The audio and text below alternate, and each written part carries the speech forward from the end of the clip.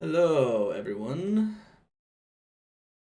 We appear to be back. Hello, everyone. What is up? Not exactly sure what was going on there necessarily. Let's see.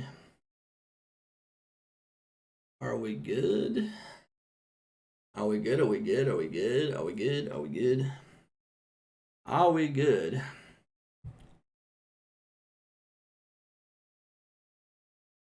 You're back-ish. Fuzzy. Good. Okay. Okay. ADP. Are we back now? Your reload, are we good? It's stabilized? Okay. Okay. Alright. Looks like there's like an encoder error or something and my OBS crashed. My OBS actually crashed. It was very interesting. Very interesting. Very interesting. Nice. Nice, nice. Okay, what's up everybody? Let's continue. There's the other 1000p. Let's continue, guys. Alright, so where did we leave off on? Poison Creeper? Poison Creeper, yeah. Yeah, sorry about that, guys. That is quite annoying for sure. Very, very annoying. Poison Creeper, yes, Poison Creeper. Alright, so let's continue. So with Poison Creeper is pretty awesome actually this season. If you don't know, Poison Creeper is an absolute beast of a build. Honestly, it's pretty crazy. Like, I wouldn't say it's a beast of a build. Like, it's viable, but it's also a beast in a sense that it actually came up from being total trash, like totally unplayable. You could go pure summon Poison Creeper now and actually fell packs of cows, and you could fell packs of monsters in lots of other scenarios as well. So, Poison Creeper is looking incredibly strong. Very, very strong build overall. Definitely loving how effective this build is. Poison Creeper's just looking very, very nice.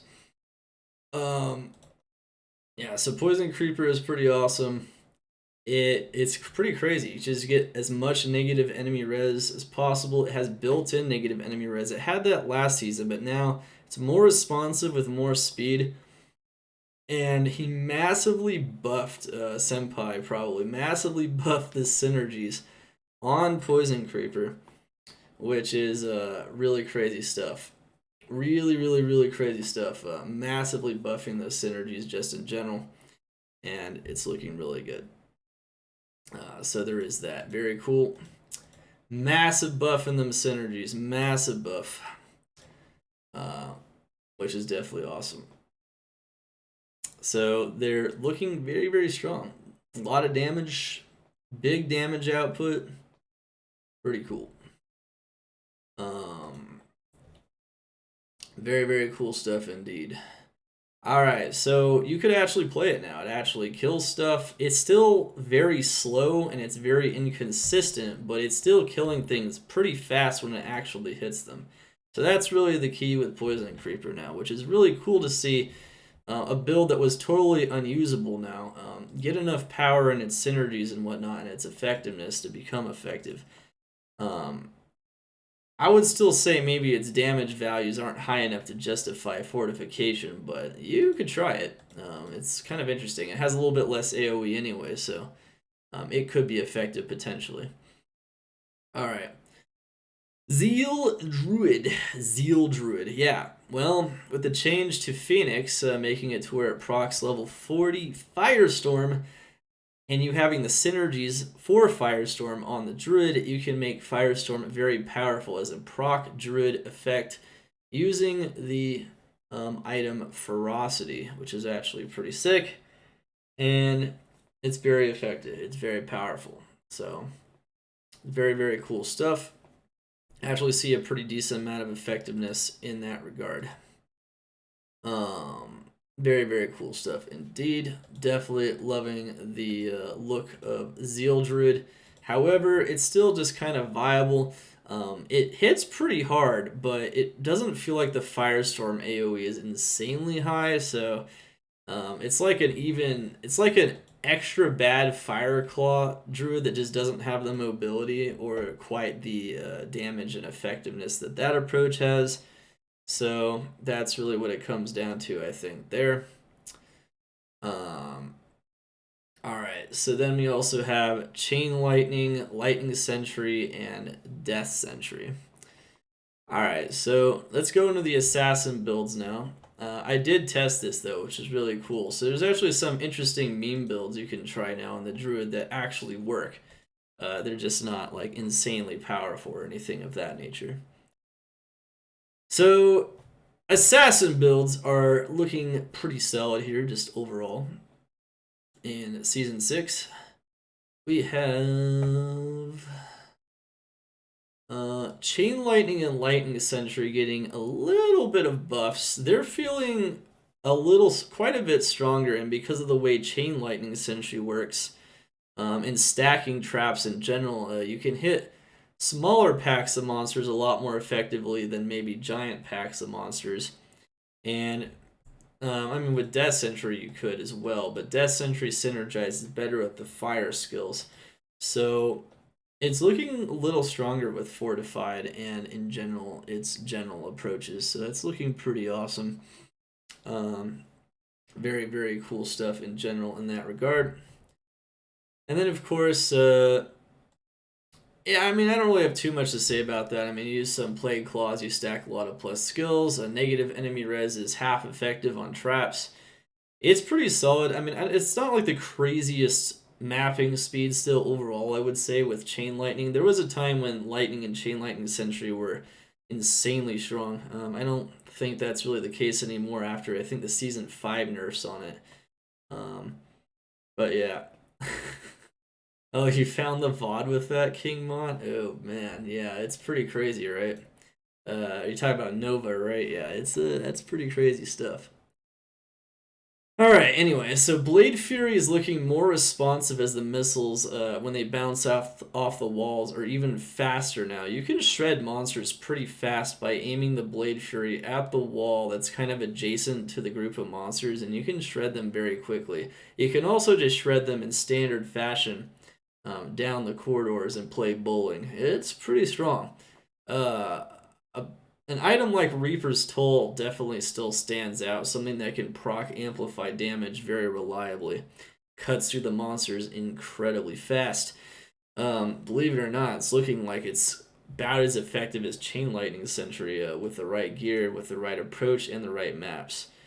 However, it definitely seems to thrive off of density shredding to some degree, and lack of density maybe not the best. However, you can shred through high HP monsters, which does beg the question that maybe it is possible to shred them with this as well. So that's really cool stuff. All right, so we have Phoenix Strike. Phoenix Strike is looking a little bit better as well. Phoenix Strike hasn't really changed though at all this season, but you know, comparatively it's still looking about as strong as it looked last season.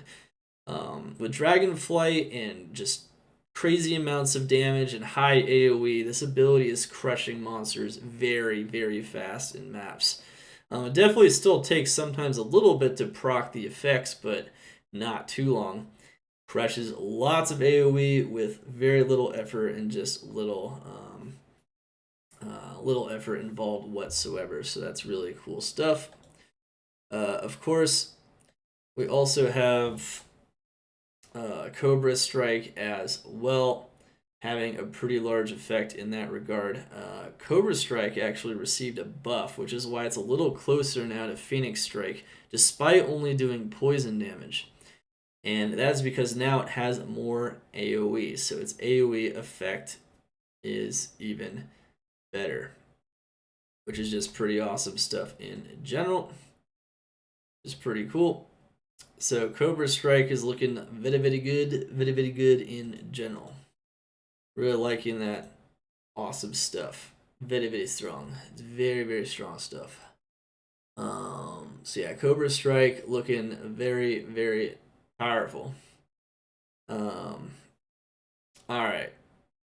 We have Fists of Fire as well. So yeah, with more AoE, it's actually, you can actually feel it a little bit. Like it's got more AoE now, so it's looking very strong, very strong. Not quite Phoenix Strike level, but pretty close.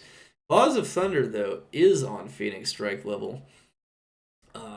One thing to mention though is like Fortification, because all these builds thrive on AoE to some extent. I don't think higher HP monsters and less density is necessarily good.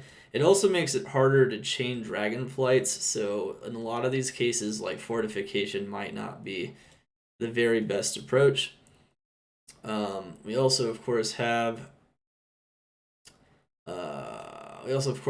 Fists of Fire being about as strong as I would say it was last season as well. It did get some buffs, but it's, less AoE, I would say, definitely influences the fact that it's not one of the strongest martial approaches, but it's still looking really, really strong overall. Claws of Thunder has a ton of AoE, and kind of like Nova, it really could benefit from the fact that it gets so much negative enemy res in some cases, and it just really crushes everything. It also breaks most lightning immunities as well, even in the less optimal maps, which is just really good stuff in general. Tiger Strike is also looking very, very strong. Tiger Strike looking very, very beautiful. Tiger Strike is very strong in general. Dragon Tail and Dragon Talon as well. So like Tiger Strike, Blades of Ice, these abilities just have a lot less AoE. Because Blades of Ice freezes monsters in place though, you could argue that maybe be good against very strong monsters with higher HP. And it has less AoE, so maybe you could take advantage of the fortified maps a bit better on the weaker ability. And Tiger Strike also to some extent too. It's not even very fast at clearing fortified maps, but this approach at least is more dominant in these cases. They're still very decent and effective though. Tiger Strike can be very strong with the new claws and with a lot of other claws as well. So Tiger Strike's just looking pretty strong. It's looking stronger than I think it's ever been for mapping with the introduction of Fortification. Same thing with some of these other builds as well. How you doing, chat? You still there? Very nice, very nice. Okay. Excellent, excellent. Okay, so we have Dragon Tail and Dragon Talon.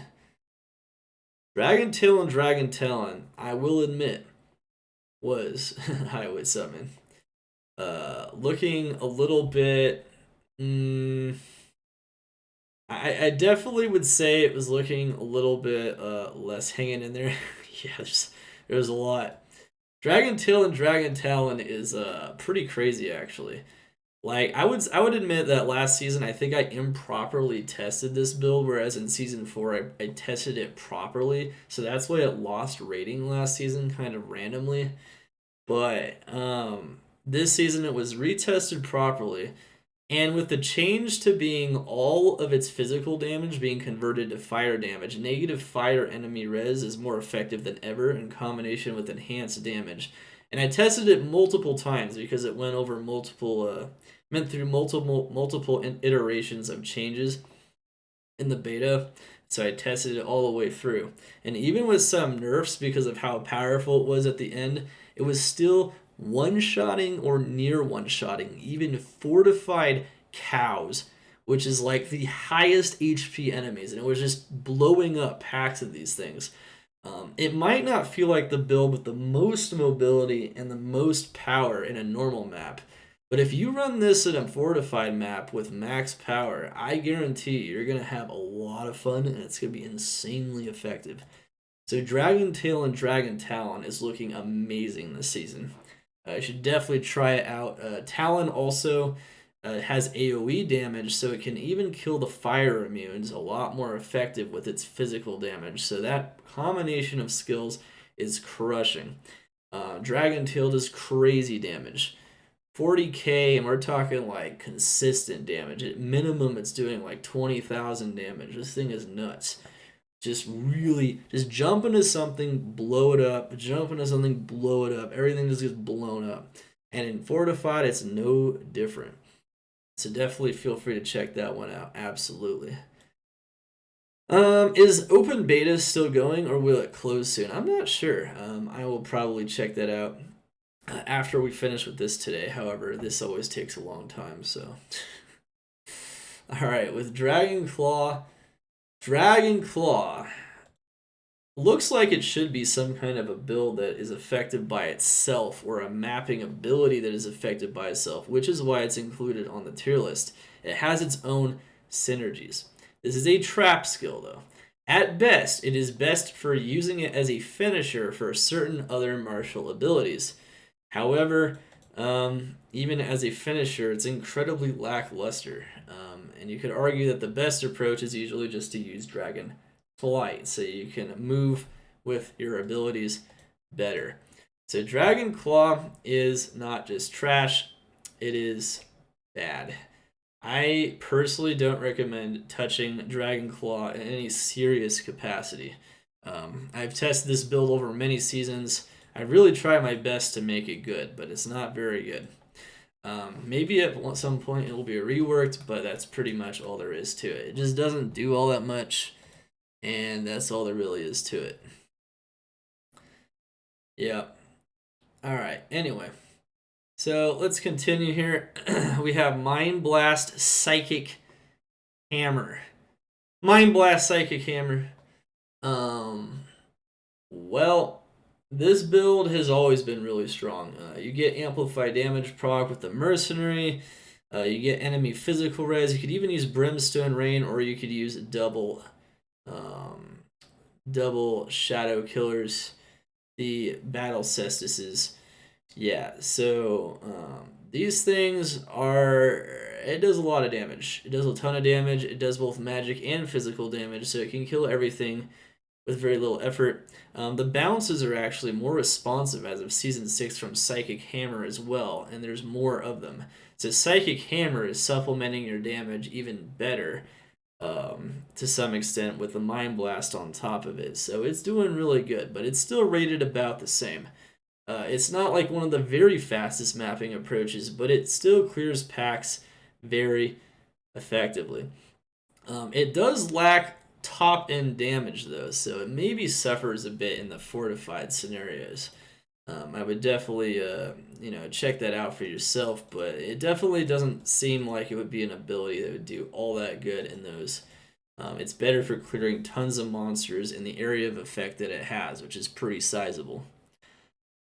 How does it feel versus Season 2? Well, it's no S-tier Mind Blast, but it's a very strong one. It's a very strong Mind Blast for sure, so it's still looking very strong and very effective overall. So Blade Dance is also looking pretty solid as well.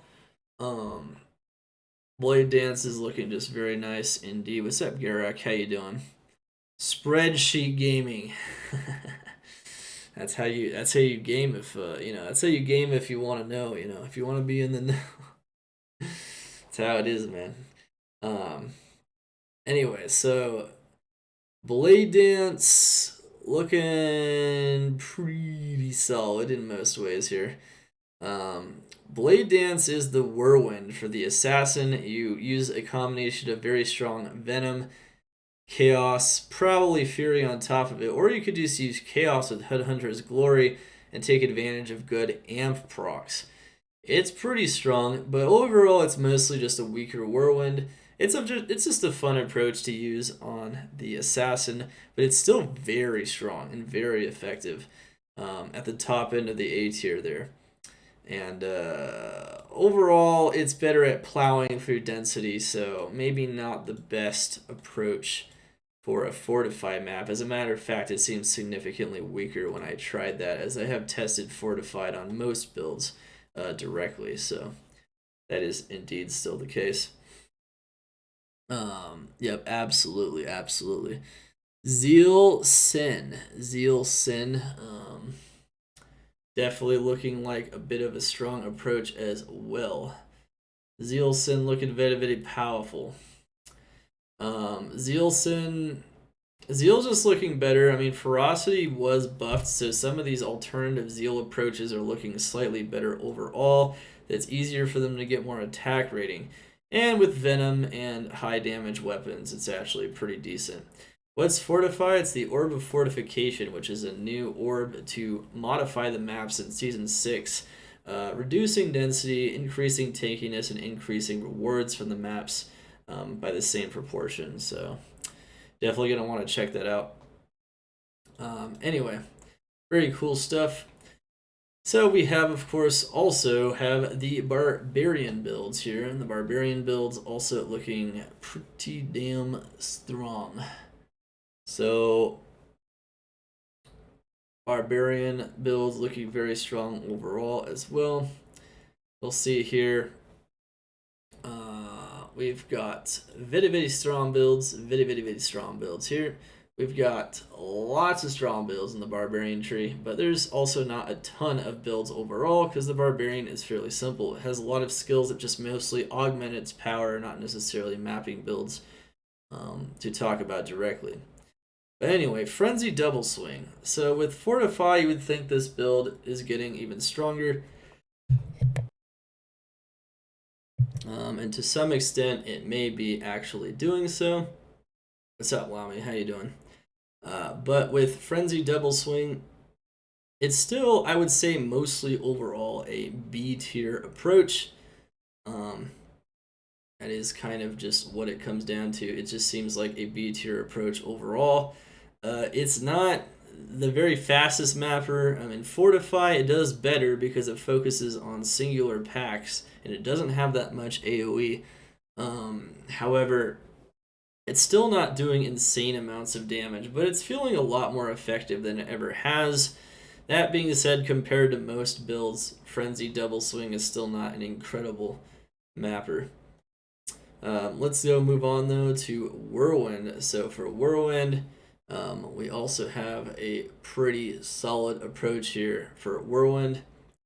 Whirlwind's looking pretty good. Whirlwind is definitely looking like one of the strongest mapping builds in Season 6, especially with the drop of some other builds.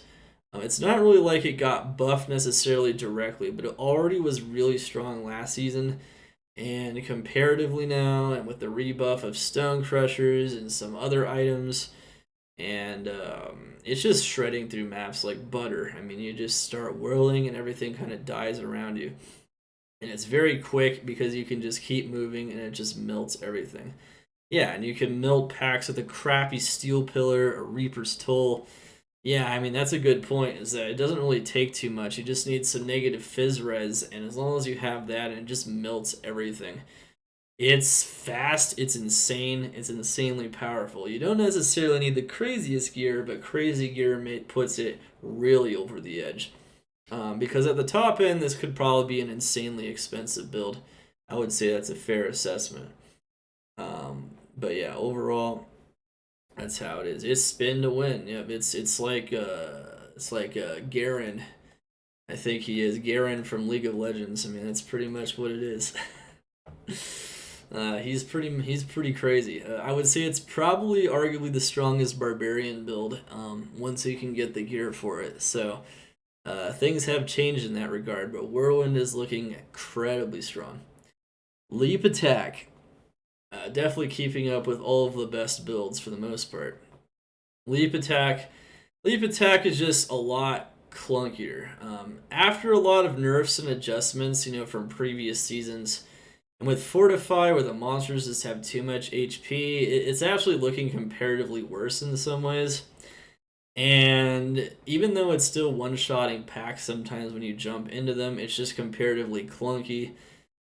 Doesn't kill as many monsters quite as easily or effectively. It was a time when it would just jump into anything and everything would instantly die pretty much. Or with just 2 pounds, everything would be gone and it'd be like a really powerful Nova. But that's not... Yeah, Leap is back somewhat. I have tested this all, but it's back somewhat, but it's not... It's still... Even, like, especially with Fortify, because, like, Fortify kind of messes up its MO and how it, like, procs a lot of abilities. It's not looking like one of the strongest builds for sure, but it's still looking effective, though. So it's still looking like a very solid build. I think that's still the case, 100%. Oh yeah, McKenna's fever dream. Oh dear. Yeah, that's maybe the case. I don't know. You tell me. All right. At any rate,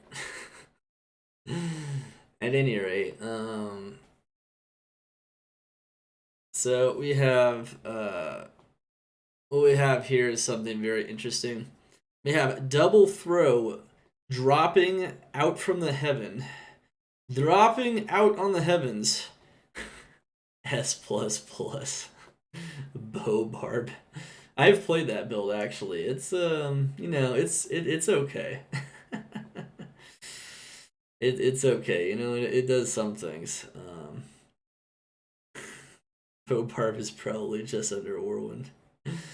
Bow Barb is limited by its mechanics and strafe and whatnot, but it's pretty strong. I'll be honest, I test it here and there, but I don't know. I'm convinced it's a little bit of a meme, but who knows? You know, maybe you try it and it feels better for you. I don't know. It's pretty strong, though. I will say it's pretty strong. It does a lot of damage. It does a lot of damage. It does a lot of damage. Yeah, it's just a straight weak version of a Zon. Yeah, I mean, kind of. I mean, there's other bow builds I have on the tier list. I just don't have it, so it's alright, though. So let's go into Double Throw a bit, though. So Double Throw received some significant nerfs to one of its key items, which is Lacerator. And it also got... Apparently there's a bug that made it do double damage twice, which is causing it to be pretty insane. Now, to compensate, they introduced another synergy and whatnot, but Double Throw is looking still very, very strong, because this is how strong this ability was. It was just so mechanically sound. And now it's strong, and it's still clearing monsters at a very fast pace, but it no longer feels like one of the very strongest builds in the game. And now it actually feels like, you know, it's actually a lot more balanced. It will always be strong.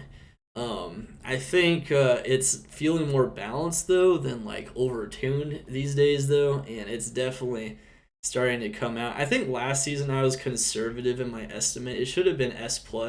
I was actually going to put it S+, and then I decided against it, and then I just put it S, but I think last season it really was S+. Like, this ability was, like, one of the very strongest abilities in the game. So, yeah, it got some nerfs. It got some nerfs, but it's still Double Throw, so it's still going to be one of the strongest starting approaches, so there's nothing wrong with that. You know, remember, this is the late game mapping tier list, so just keep that in mind.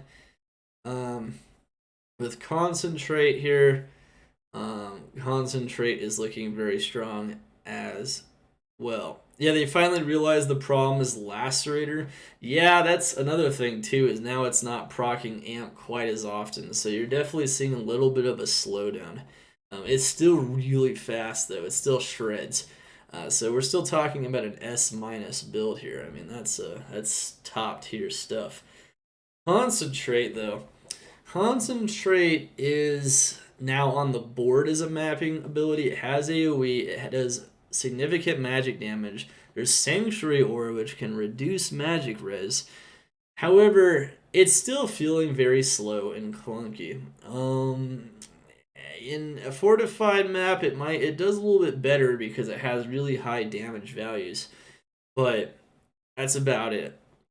It has a potential to map, which is why some of these builds are added to the tier list, especially with more AoE that's skill based this season. So that's why some builds like Concentrate were added, but that's still something to keep in mind. Did we just start or is it almost over? Well, we did it for like an hour and 10 minutes and then my OBS crashed. So we might even have to separate it into multiple videos at this point. This is kind of gonna suck. I've always had it as one video, but we'll see what happens. I don't know what's going on. I hope it doesn't happen again. That's all I'm gonna say. If it does happen again, I don't know. I might have to like redo the whole thing. We'll see. I might have to just figure out what the problem is because I haven't had my OBS crash. Like, I've never seen that error ever. That's the first time I've ever seen that error on my OBS, so I don't know what's causing that. It might be possible it has something to do with the encoding, so we'll have to see. But that kind of sucks. Anyway, I'll have to check it out. Fancy short hair. Fancy short hair. What's up, Nemi? How you doing? Yeah, so it's very, very fancy, yes. So Berserk is looking a lot better for mapping. It has negative phys res, and it's pretty clean. It's actually about as clean as Frenzy, surprisingly. You might not think so because it looks a little clunkier, but it kills things so fast because of how much damage it does. This is one of the reasons why it's one of the top, if not the top, Barbarian boss killing build at the moment. So that is one thing to keep in mind, is this is looking quite a bit more effective. Concentrate is just viable, I would say. It feels like it's fast enough, and it does some killing. Bash and Stun, though, by the way, all these abilities have more limited AoE, but they hit pretty hard, so the Fortify is looking pretty good, including the trash Bash and Stun, which is pretty trash, but if you're going to use it, you may as well use it against monsters that are going to give you double loot. It's very slow, though. It's very slow. You could map with it, but it's very slow. Warcry. Warcry still looks like an S tier build to me. Like all Nova builds in Season 6, it was hit with nerfs to 2 of its synergies. However, it still does such insane damage, and it has such insane negative enemy res, available with maxed out battle cry and amplified damage readily available from our Reapers on the Merc. It still destroys maps, flattens them very fast with really high level find item because it's a Warcry skill, which means in a fortified map, you take something that does this much damage in a more limited area. I mean, it's always had pretty solid AoE anyway, but even with what it can do, now you can get triple loot with a high % chance, triple loot off of an elite. So if you target Fortify with this, and it does this much damage in the area that it does, you get triple loot fast, and it's got good mobility. It's insane. Really strong ability. Warcry is still looking very good in the age of Fortify. Should definitely make sure to check that one out, no matter what. No, Whirlwind is, so, even within a tier, it's hard to grade things within a tier, but you'll notice here, on my mapping top 10, I do just that. I do grade things within the tier. All these S tier builds are stacked above one another, right? Because within a tier, it's very close, but I would still say overall, Whirlwind's maybe looking slightly better than Warcry. But if it's the same tier, you can pretty much expect that it's roughly similar power. Very similar power. It's hard to grade things that are within the same tier, but that's I'm going to give you that caveat there. Take it with a grain of salt. But at the same time, it does feel like Whirlwind has a little bit of an edge, but it's a very tiny edge. It's so tiny that you may as well just consider it insignificant. Insignificant edge. Is it solo self-found viable? Everything is solo self-found viable. That's whether you do a solo self-found is not an indicator of whether or not. This is a late game mapping tier list that is primarily geared towards solo mapping with the strongest builds, strongest versions of the builds, I should say, and that means that if it's solo mapping geared, that if anything, it's actually more accurate for solo mapping. So that's one thing to keep in mind. Yeah, everything is solo self-found viable. everything is. It just depends on. I mean, I guess you could say builds that require an item like Wolf Bard requiring Wolf Howl. You can't solo self-found with this without the item, right? But that's about it. Fortification is a great addition to the game. I think it really adds an extra dimension to how you can farm very effectively on all kinds of different builds. Yeah, good luck finding Warcry skillers solo. Yeah, that's a good point, but I mean, you could say that about anything. So if charms are the problem, solo self-found, charms are always the problem for any build, solo self-found. So, including large charms with damage, like in the case of Zeal Druid, right? It needs fire damage large charms. And in a lot of cases, the large charms are better than the grand charm skillers on all of these builds. It just depends. There's usually like a mix and match, or sometimes just skillers are straight up better, or sometimes the large charms are just straight up better. So that is something to keep taking into account. Yeah, Zeal Druid, double Firestorm procs on double Phoenix. It's a thing. You could do it. I mean, it's not very strong. It's like viable, but you know, it's fun. It can go through maps. Tier 1s, it was pretty solid, and honestly, once you get to like tier 3, it starts to struggle a little bit, but you know, it's pretty typical. You're zealing in human form, it's a zeal, so yeah, you can't zeal in shapeshift form to the best of my knowledge. It's using the rune word ferocity, so ferocity is what makes these off Zeal builds possible, including Zeal Barb. Zeal Barb is pretty solid too, but it's just you know, it's a bit of a weaker Zealer, I would say, in maps. But it's solid in fortified scenarios. It's more like limited AoE. Wolf Barb's similar, limited AoE, but Wolf Barb lost so much of its mobility when they took Feral Rage off of Wolf Howl. Wolf Barb has never been the same since they took Feral Rage off of Wolf Howl, and they've nerfed some things in other ways. And it's not quite nearly as strong, especially for mapping and even for bossing to some extent as well. It's just not the same. It's just a lot weaker. I mean, it's still effective, don't get me wrong. It still crushes monsters. It's just not very fast anymore. It's not among the fastest builds. But one thing I was gonna say though is like Warcry crushes Fortify and non-Fortify. So, you know, once again, this just says that it can do Fortify, not that it should. But like, you can get triple loot with a fully decked out Warcry build, and it's very, very strong. Yeah, you guys can follow along with exclamation at tier list, so keep that in mind. Yep, keep that in mind. Alright, so that's pretty much it for the Barbarian builds. Barbarian's looking pretty good. Assassin, you know, you can compare some of these builds directly, but it's pretty obvious what the strongest and weakest builds are based on their tier. Let's go into the Amazon, though. The Amazon has very... Lightning Fury is still insane. You want to use the large charms, though, with % lightning damage for maximum damage on this build. And it really crushes face. It does a ton of damage. It has good mobility with Enigma. You can get FCR. It just does a ton of damage in general. And, yeah. Now, for Fortify, once the monsters get a lot of health, it really starts to fall off. It also thrives on density. So this is really one of those builds that really thrives on density, and yeah, you lose the density, you lose the power. So you're definitely going to want high density maps, and it will shred insane amounts of monsters very fast.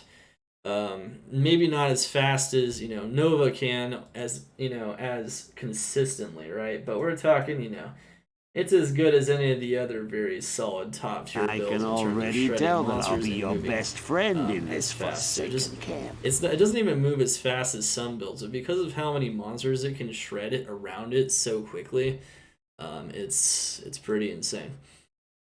Whereas Charge Strike is not a mapping approach. You'll see that one in the Ubers section. This is the late game mapping tier list. You can check out this whole infographic if you want. This is a summary for season 6, comprehensive summary, ready to go. All right, Lightning Strike. Lightning Strike is looking pretty solid.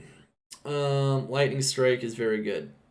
Lightning Strike, I think I've been underestimating, honestly, because they didn't even change it this season. And I retested it with Fanaticism and with Infinity Spear. and it shreds. Like, it shreds big time. And you could do it in a fortified map because it doesn't necessarily need density because it chains from one monster to the next.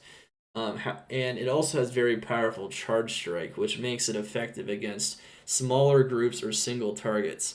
I've tested it in both scenarios, and fortify is looking good, non-fortify is looking really good. Lightning strike is insanely strong. If you get enough negative enemy res and you get like close to 20,000 damage, it hits insanely hard and it shreds monsters way ahead of you very fast. I think this build maybe is a bit underestimated, honestly. Like, I think it's pretty much on par with Lightning Fury in some ways. It's just pretty much there already. It just depends on the situation. I think Fury does a bit better with more density and Strike with a bit less density, but they still shred just as many monsters and get just as much loot just about as fast. So we're looking at some very powerful builds here at the top of the lightning tree. Arguably the strongest Amazon build still the case. Even despite nerfs and adjustments to builds in previous seasons, it doesn't seem to matter. It's actually pretty solid defensively because it has dodge, avoid, and evade. It has a lot of health. Lightning strike, if we're talking about it. Especially if you use a maiden spear, which is a fast spear without high requirements. I wasn't dying. Like, it was pretty solid. And you get Valkyries, of course, so you get other tanks and stuff, so it's actually not as bad as you might think defensively. Doesn't have as many defensive issues as you might think. There are, I wouldn't call it the hardcore build, but hardcore, you're going to lose some power, like you lose on any build, but I mean, it's still very powerful, though. Yeah, you can run Steel Carapace too. Yeah, exactly. That's like a 2-skill armor that has a lot of defense, so you can have you don't get hit quite as much. Yeah, that is true. You can do that.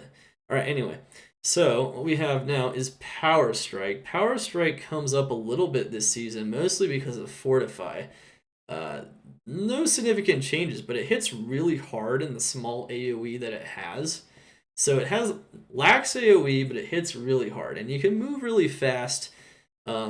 Similar to this, you can go like Vigor Aura with Fanaticism, and you can hit really fast with Infinity Spear, and you can crush high HP monsters pretty effectively. I mean, it's not like the craziest effectiveness, but it's up there. It's pretty effective. It's pretty solid. Just using pure Power Strike in a map is not a bad approach. If you guys don't know, Lightning Strike goes with Charge Strike, and Lightning Fury actually goes with Lightning Bolt. That's its single target ability, so if you didn't already know. You probably do, but even if you didn't, that's how it works.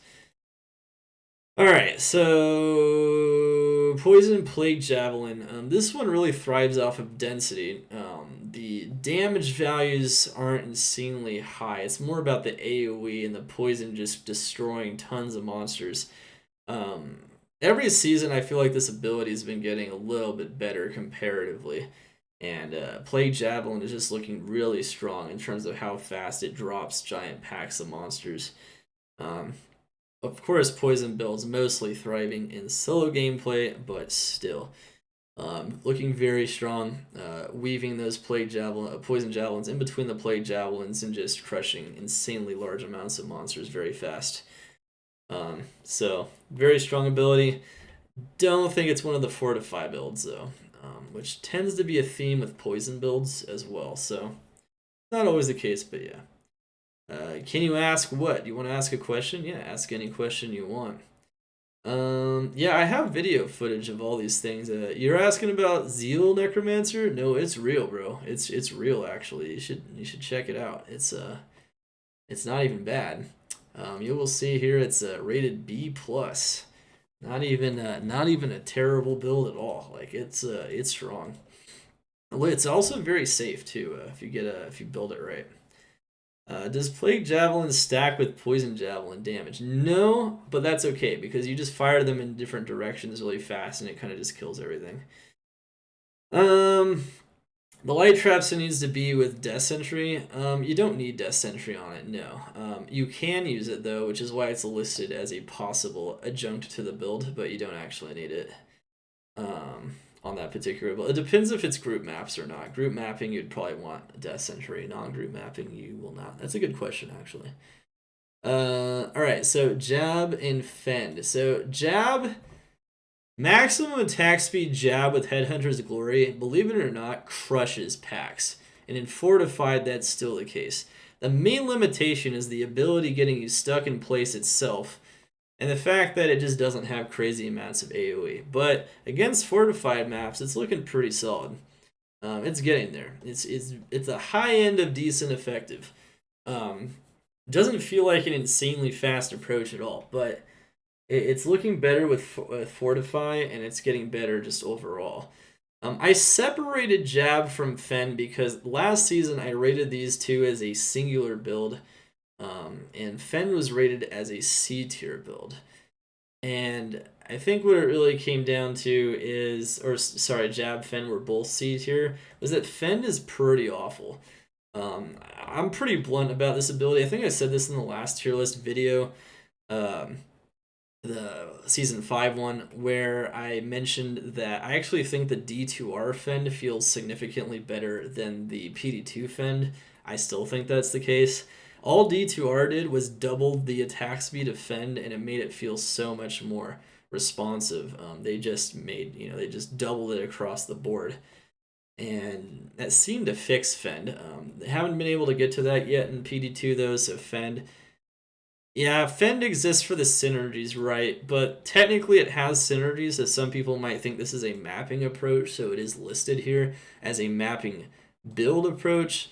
But in reality, Jab, honestly, with one-handed Javelin is probably your best mapping approach. The whole two-handed spear approach with Fend is just not good.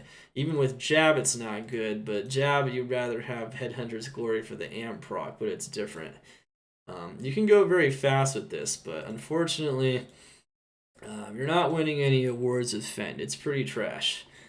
By pretty trash, I mean trash, so it's not very effective. It has limited effectiveness, and that's about it. Bow and Crossbow Tree. Bow and Crossbow Tree. Multiple shot has seen buffs this season. It got rid of its flat damage increase, I believe, but it got increased synergies and other things in that regard.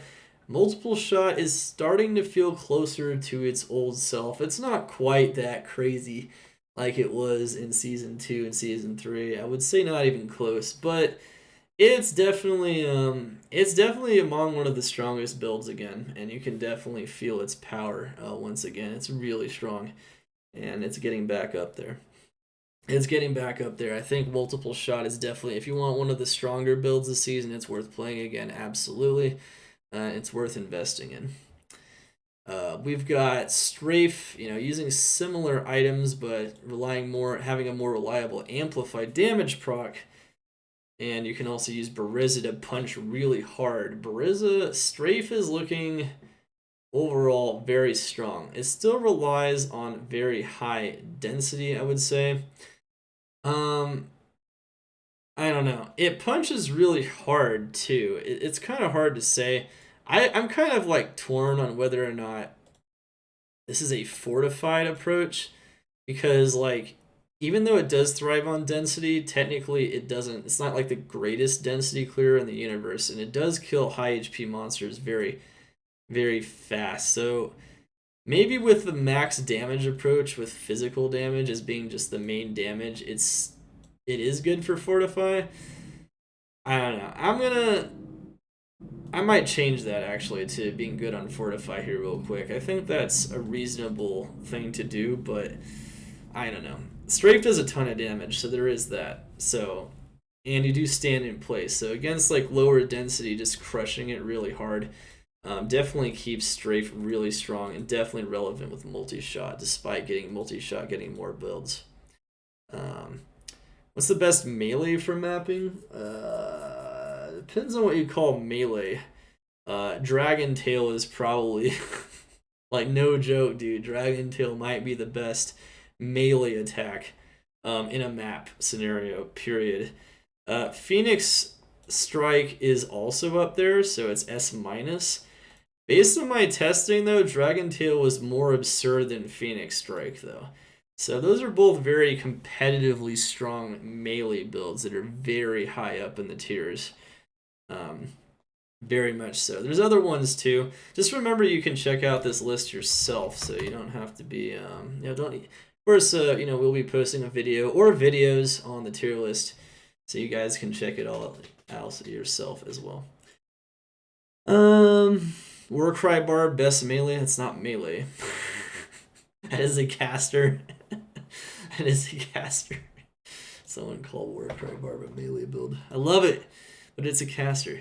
So these are kind of meme approaches to strafe, using Asylum and Brand, getting those procs from Fist of the Heavens on Asylum, Brand on Bone Spear. You can also use Holy Bolt and Bone Spear procs from the Bone and Principal rune words on top of it.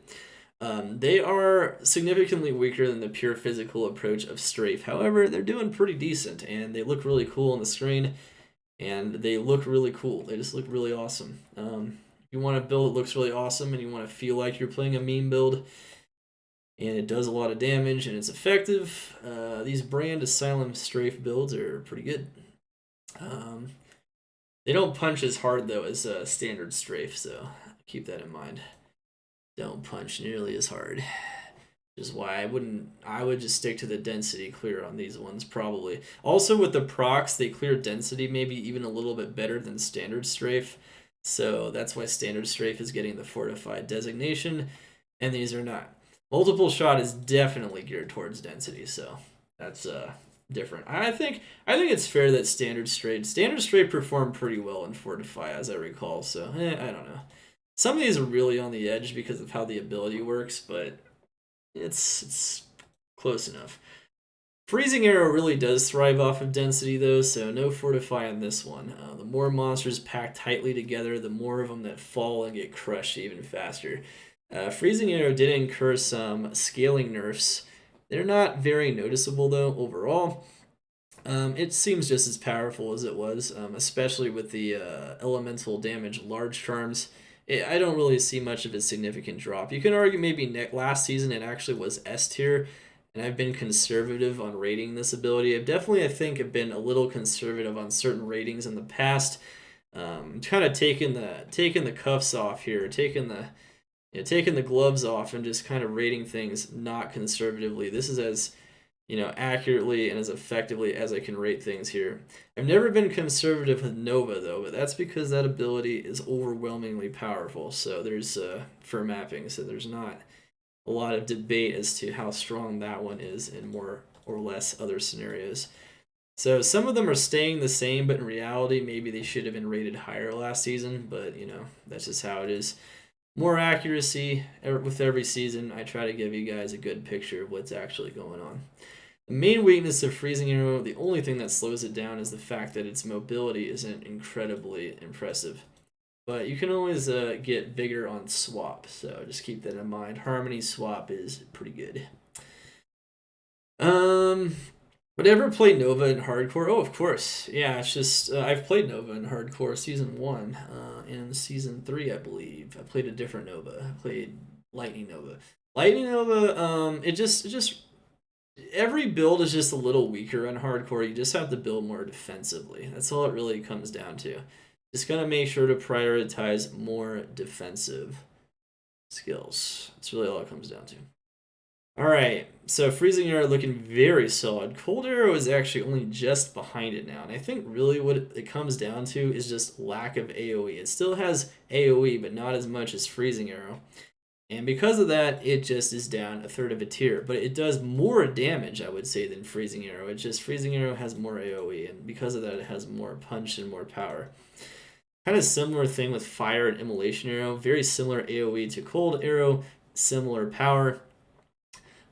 Very strong ability though. These Cold Arrow keeps getting buffed, and so does like Fire Arrow, and so they're coming up. They're feeling very effective these days. Magic Arrow is actually feeling insanely strong with the plus skills approach and magic damage charms and things of that nature. And Sanctuary Aura on the Mercenary using Asylum, the new rune word. It's looking very strong. This ability has always been weak.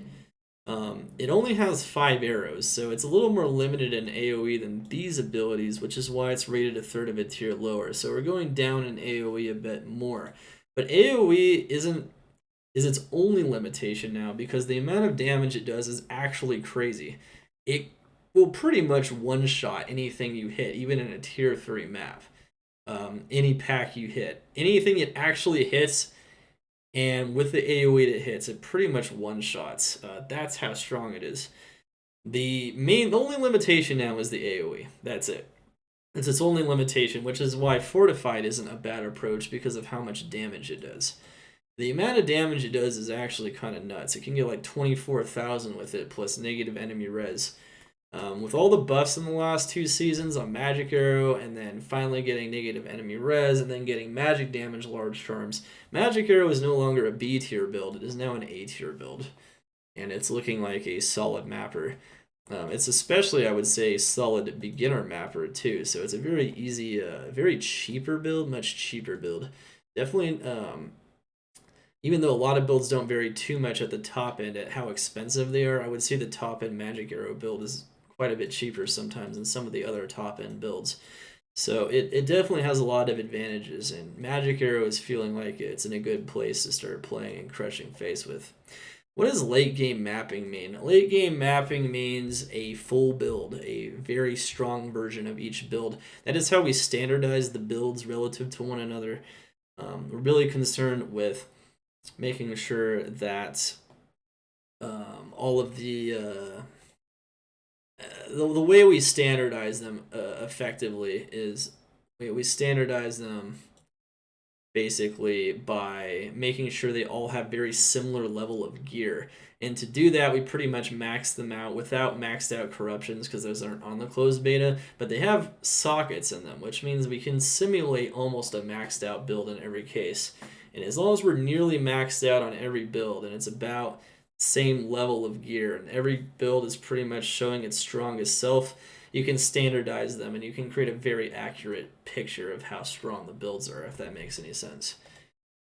Yeah. Good question, though. Good question. We did talk about that in the first segment before we cut out as well. But yeah, it's the same one, though. All right, Summon, Strafe, and Decoy. Summon, Strafe, Decoy. So this build actually got some bugs fixed at the end, which we tested. It's still looking really strong, though, and it's just looking stronger all the time. It's just a slightly weaker version of Strafe, I would say. The way you do this build is you do Strafe. Strafe's even a synergy for Decoy. However, you also have the summons doing damage as well on top of that. But the time it takes to get the summons, up there and running, and constantly summoning the decoys, I would say it does slow you down a little bit compared to Strafe, because just pure Strafe is just a little stronger. It's a lot safer, though.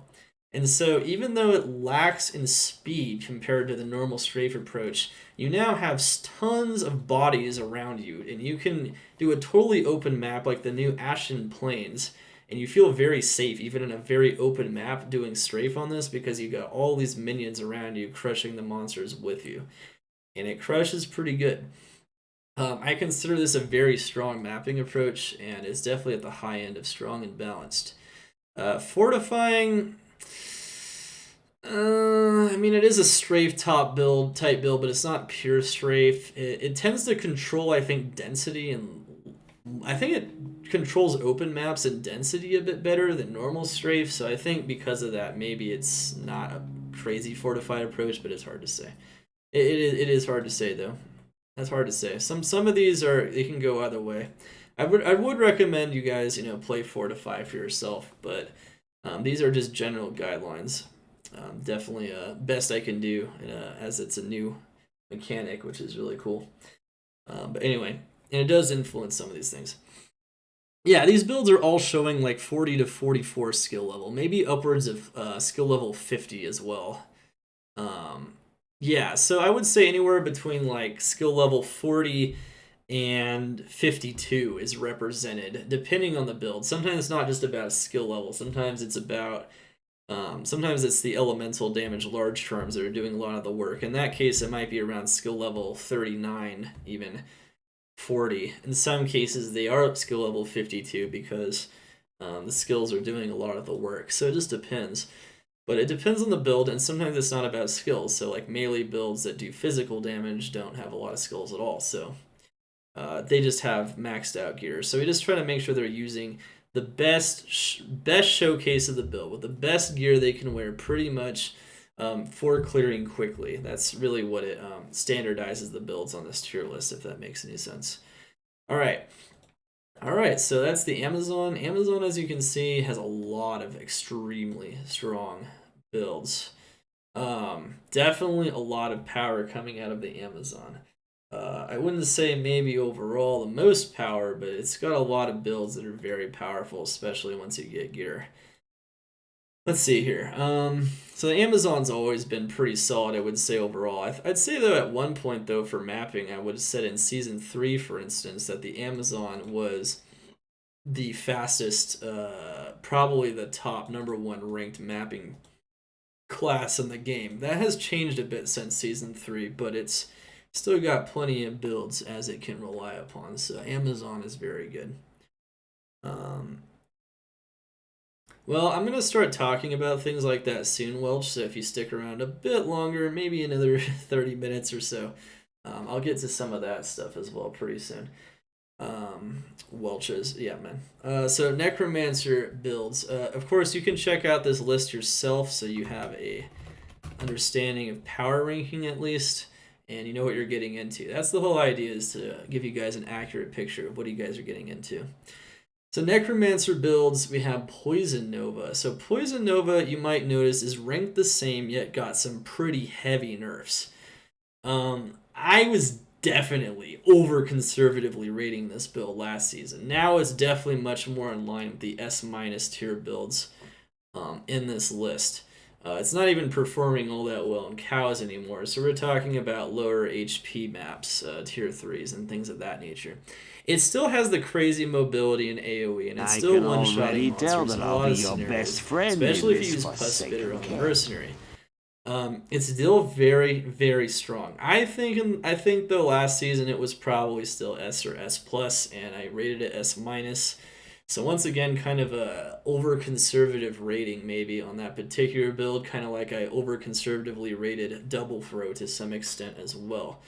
But the truth of the matter is that now I think it's a proper S-, and the S's are actually stronger than it now.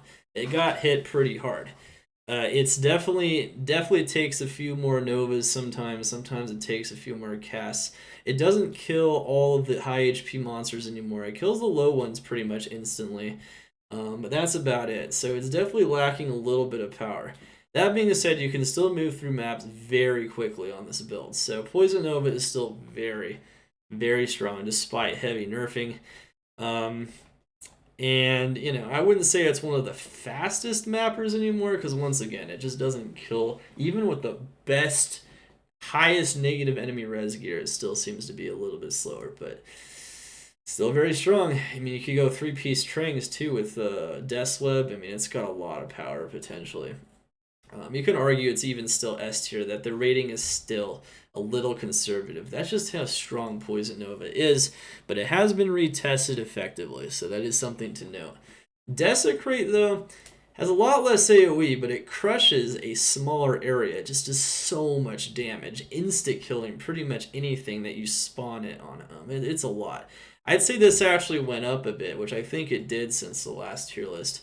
And that's also partially due to Fortify. This is one of the poison builds. There's a couple of poison builds here that do so much damage in a small area that Fortify appears to be a very powerful approach. And that's because you can get a lot of negative enemy res on Desecrate and Poison Strike. A lot more than you can get on Poison Creeper, for instance, because that's a summon. So it only has its own negative res plus lower resist. These have everything. Poison Strike, you can get Plague.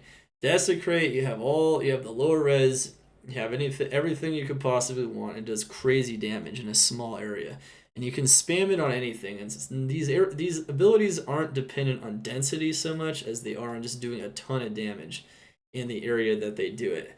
So Fortify is also a decent idea on Poison Strike, and if you build the Poison Strike build tanky enough and effectively enough, and you rely on that bone armor, As long as you get enough block rate, if you're going max block, but no block at all is probably fine in a lot of scenarios. It really crushes.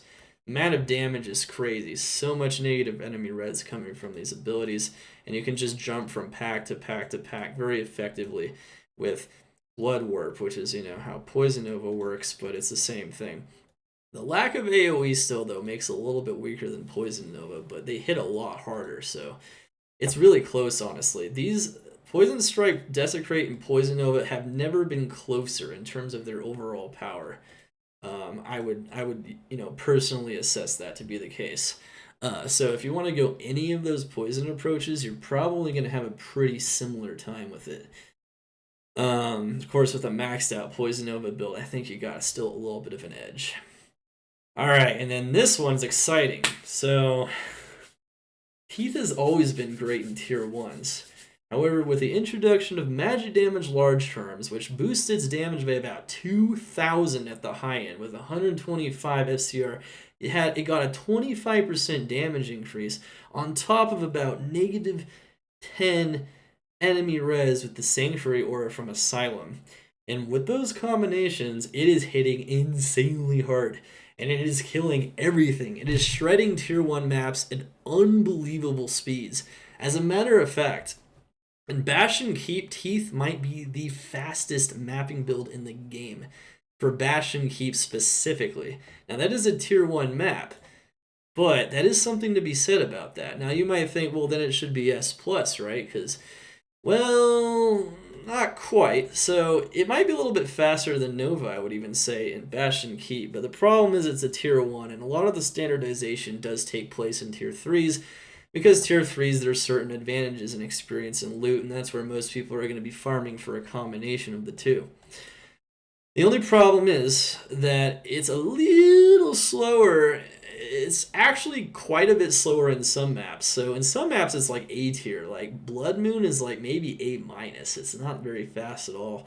You get maps like, I'd say, Throne of Insanity, and then it's more like an S- build. It's very inconsistent. It really depends on magic resistance, because it's not doing so much damage that it's like overwhelming every type of monster. It really depends on the monster types. So it's very strong, though, in the maps that it's strong. So Pandemonium Citadel is a tier 3. It shreds at about this level. And so with all of that being taken into account, I would have to say it's one of the fastest mappers in the game now overall, but it's maybe it lacks consistency compared to some of the other even top mappers, or like mappers that are rated a little bit higher than it. So it's still insane though. Teeth is crazy. Teeth is also a good early game too. Something we'll go into, of course, but yeah, Teeth is nuts. Don't sleep on Teeth this season. Teeth is it's always been an A+ build, but it went up 2/3 tiers. Went up, I would say, about 2/3. And like I said, in a couple of maps, you can argue it's one of the fastest, if not the fastest. Like, I cleared that Bash and Keep in like 5 minutes. It got crushed. Like, Teeth with 125 FCR, you just slam it. Like, nothing lives. Everything gets one shot. It's just crazy damage. It's a lot of fun. So definitely don't sleep on Teeth this season. It's feeling strong. I would say that in group mapping scenarios, because of higher HP, it's not very good. It also definitely thrives on density and not high HP. High HP is horrible for it. So no Fortify on Teeth, but yeah, that's definitely a very strong build. Remember, Bone Spear can also be used very effectively as well against lines of higher HP enemies, and it helps out against enemies that can survive that initial one shot sometimes. Very good stuff. Corpse Explosion is still looking very strong. It's still among the strongest mappers. It still has that S tier designation. I mean, after some nerfs and adjustments, though, I wouldn't consider it one of the fastest mappers, consistently speaking. But there's certain maps where it definitely feels like one of the strongest mappers. So don't sleep on Corpse Explosion either. It's absolutely crushing lots of maps. With Martyrdom, the increased radius as well, it just really hits insanely hard and blows up packs of monsters pretty effortlessly. Is there room in Teeth build for meat shields? There is. So you can actually get clay golems with it too, which is pretty insane. Teeth is only an 80-point build, so there's plenty of room. And you don't need curses, really, on the Teeth build. I mean, you can get Amp for the Merc if you want against bosses. Bone Spirit works pretty effectively against bosses, though, so I wouldn't really worry too much about that. Unlike Shockwave, which, for instance, doesn't really have a recourse against bosses, that's actually one of the things that brings Shockwave down a little bit, is that Shockwave sucks balls against bosses. Kind of like Dark Pact does. But see, Dark Pact is so insane against packs of monsters that it doesn't really matter if it can't kill bosses. You just don't bother with them, you know? It's just a waste of time. You can just keep doing more maps and pound them out a lot faster. But anyway, we're not down to Dark Pact yet, so those are all the P&B abilities. They're pretty strong. Okay, so as for the lazy build approaches, the Necromancer has the best lazy builds in the game. So anything that involves summoning with... it's a little more involved than the Druid, though, so it's not quite as lazy. You have to cast a curse, and you have to teleport. So the Druid just has to teleport. This one has to cast a curse, or a curse or two, depending on what you're doing. So it's a little... They take a little bit more effort, but not really. It's pretty lazy builds. They're very powerful, though, for mapping, though. Very effective. Surprisingly effective for summon builds. And that are pretty much just pure summon. They keep up even with summon, strafe, Valk, decoy, because the summons is so powerful with really high level amplify damage. And you see this with all kinds of approaches. The only one that's really kind of trash is like going all in on clay golems, for instance. They just don't have enough AoE, and they're just too inconsistent in how they hit. They're kind of slow even with fanaticism and all the auras you can stack on all of these monsters. Kind of like any summon build, you want all the auras as much as possible. Like summon strafe, you can use mist, for instance, on yourself.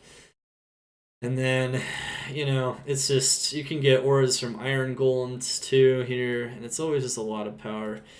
But they're not S tier mappers, so they're not going to be the fastest builds, and they shouldn't be because they're lazier. You know, they don't take that much power, but they're still very fast.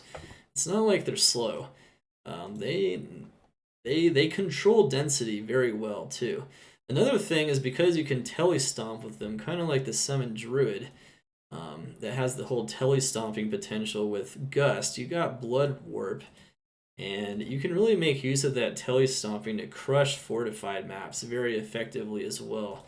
So you telestomp on top of those high HP monsters, and they're gone. So they're just gone. You just stack all your summons on them and they die. So all you do is curse it, telestomp on top of it, it's shredded. So they've got a lot of pretty strong scenarios, but Fortified is going to take a lot of telestomping because otherwise they're significantly weaker in their standard hitting mode. If they're just hitting things individually, high HP monsters, it's going to kind of suck. So that's one thing to note, is that the playstyle does matter here. And you're definitely going to want to take advantage of stacking the monsters on top of one monster or a set of monsters, and it's going to crush. All elemental summons works very well with a number of different approaches as well.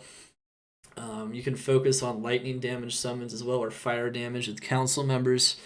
And oof, they hit hard. They hit really hard. It's really fast.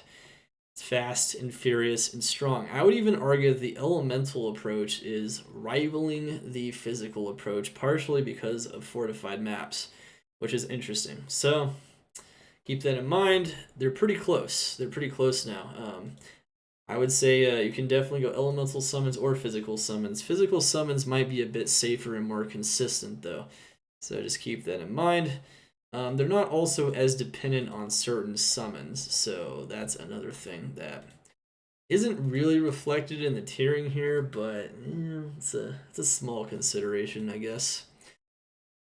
Fire golems. Fire golems. At maximum power, the fire golems are looking pretty solid. You just teleport, warp in, lower resist. It kills pretty much everything around you pretty fast, but it doesn't insta-kill everything around you no matter what really fast, even in tier 3s, like it did in Season 5 beta.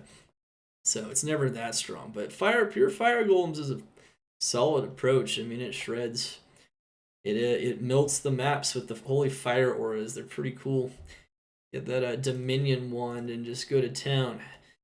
Clay Golems don't have AoE though, so it's a very different scenario. And with only 6 of them, they're really. What's really sad is Clay Golems are insane as a starting approach because of how powerful they are early game, but they're for mapping they just, I don't know. Even in fortified maps where they're a little bit better if you telestomp with them, they're not like insane. They're just viable kind of. They don't hit. They're not the most insane killers of these types of things. There's still too much density in fortified maps for them to deal with. So yeah, it's okay. It's okay. I mean, it's an approach, but not really for mapping. So just keep that in mind. All right, Dark Pact. Oh man, Dark Pact. Yeah, they had to nerf it again numbers wise, but it didn't do enough because when it comes down to it, the magic damage large terms and the Sanctuary or on the Asylum on the Mercenary have really brought it over the edge. I would have always said this is like a teetering S tier build. I've definitely rated it maybe a bit conservatively in the past 2 seasons as well. Not incredibly conservatively, but a little bit. Now it's like totally bonkers. You get Asylum and you get the magic damage large terms and you get a lot of plus skills and 125 FCR. All you gotta do is 2 curse rotations, a single 2 curse rotations, and you'll blow up entire swaths of like everything. You'll blow up the screen basically. You can just blow up screens with this ability very quickly. It's just instantaneous. It's like a Thanos snap on a Dark Pact. That's how strong it is. You rotate the 2 curses and then instantaneously snap. They're done. Doesn't matter how big the packs are. Doesn't matter how many of them are around. As a matter of fact, you want higher density. It just they fall. They just disappear. The monsters are gone. Yeah, Dark Pact is insane. And of course, with the ability to stack the defensive curses on top of it as well, it's actually surprisingly safe. Using Decrepify and to weaken and approaches like that just makes it really strong. Yeah, it's nutty. It's nutty. I'll definitely probably repost this one. Yeah, it's with the magic damage changes, it's looking at solid S for sure. Even with the fact that it has a rotation, that's how fast it is. So like, you might think, but it has a little bit of a rotation, but it's just 2 curses. It's almost instantaneous. Like it's crazy. Before I rated it a bit lower because it felt like you needed a bit more of a rotation. Not anymore. Like you can almost one-shot everything. You one-shot things with 1 curse in some cases now. That's how strong it is. So yeah, Dark Pact. If you're willing to play the piano build and you're okay with Carpal Tunnel by the time you're 20. You can definitely play some Dark Pact Necro and flatten maps in no time flat. Alright, Zeal Necromancer. Zeal Necromancer is a thing. Yeah, so at the end of the closed beta, they changed Breath of the Dying from a basically a Poison Nova on. They changed it from Poison Nova on kill to Poison Nova on striking. So there's a really busted scenario. You might have seen the YouTube video where someone kills a monster and then just literally walks around and kills everything with the Poison Nova on kill, just stacking it as a proc build. Well, that one's dead, but Zeal Necro is alive. And with Breath of the Dying, Zerkarax, and Ferocity, and max synergies for Poison Nova, and amplify damage and lower resist, and martyrdom for the bone armor proc, you can have infinite health with the bone armor pretty much. You don't die and you zeal everything, and you smash with amplify damage and lower resist, and you smash things with an AoE too with the maxed out level 40 Poison Nova. This is actually a build. I will be posting this one for sure on the YouTube. You will have to check this out for yourself. I mean, you'll have to see for yourself whether or not you feel like this is worth investing in. It's not like we're talking about a crazy powerful build here. I mean, it's a Zeal Necromancer. However, it is surprisingly powerful, and it's surprisingly effective, and surprisingly safe. So it's actually very worth investing in. And if you put a lot of points into energy, that really high bone armor on striking that is on martyrdom is actually very effective. So this is a real build. Zeal Necromancer is very strong. It does even better against, since it's a Zeal build, against fortified maps as well. However, it can also do very solid against non-fortified maps using more of its AoE power. So it's a very, very strong build. Very, very strong. Very good stuff.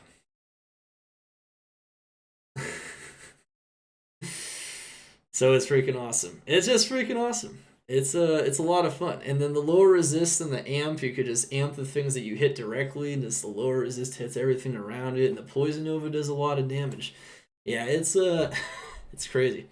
I actually love this is my favorite meme build now, so you guys should definitely check it out. It's gonna be a great time.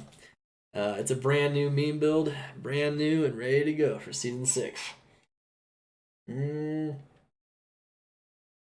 Alright, what's up next though? And remember, of course, with these proc builds, you really want to rely typically on the poison damage large terms, but you could also go melee too, and you could go more single target. So there's a lot of different ways to build it, but I definitely tested a lot of approaches. I found that one to be very effective, so should be interesting. I kind of got obsessed with it a little bit. Hyping some meme builds, I mean, some of them are pretty awesome. Alright, so Fist of the Heavens. It's like Elon Musk, yeah. It's like how he hypes meme coins and like ups the value of the meme coins. Am I like Elon Musk right now? Yeah, he does do that. But I'm actually being serious. I got footage to prove how cool this is. I mean, it's actually a lot of fun. Paladin builds. Alright, so Necromancer is looking very strong, very strong. Always looking strong on the Necromancer and Amazon front. The Paladin, though, I would say is definitely overall the weakest mapping class by a significant margin. That's a little unfortunate, but that being said, there's still plenty of very solid solo mapping approaches on the Paladin, and one that has finally made it back into the S tier. You might have noticed from Season 5, not a single S to be found in the Paladin. Paladin's coming back, though, with Blessed Hammer. Blessed Hammer is stronger than ever. It's been getting buffs every season, and with the magic damage large terms, and with the new item from last season, and the faster responsiveness of the hammers, and the Sanctuary aura you can get on the Mercenary for negative reds. Paladin rips. So Blessed Hammer, which is really the highlight here, it rips. It rips hard. It even rips Fortified hard. Like, it rips them into pieces. High HP monsters get smashed by this, and it's pretty safe because of how defensive you are and how much defense you have. So it's pretty crazy. Yeah, Blessed Hammer is definitely, with Fortify and the magic damage changes, I definitely think firmly poking into the S tier. I think the mobility issues and the positioning sometimes can be a little clunky, which is the only reason it's not solid S, because of how well it does against high HP monsters and how fast it kills them.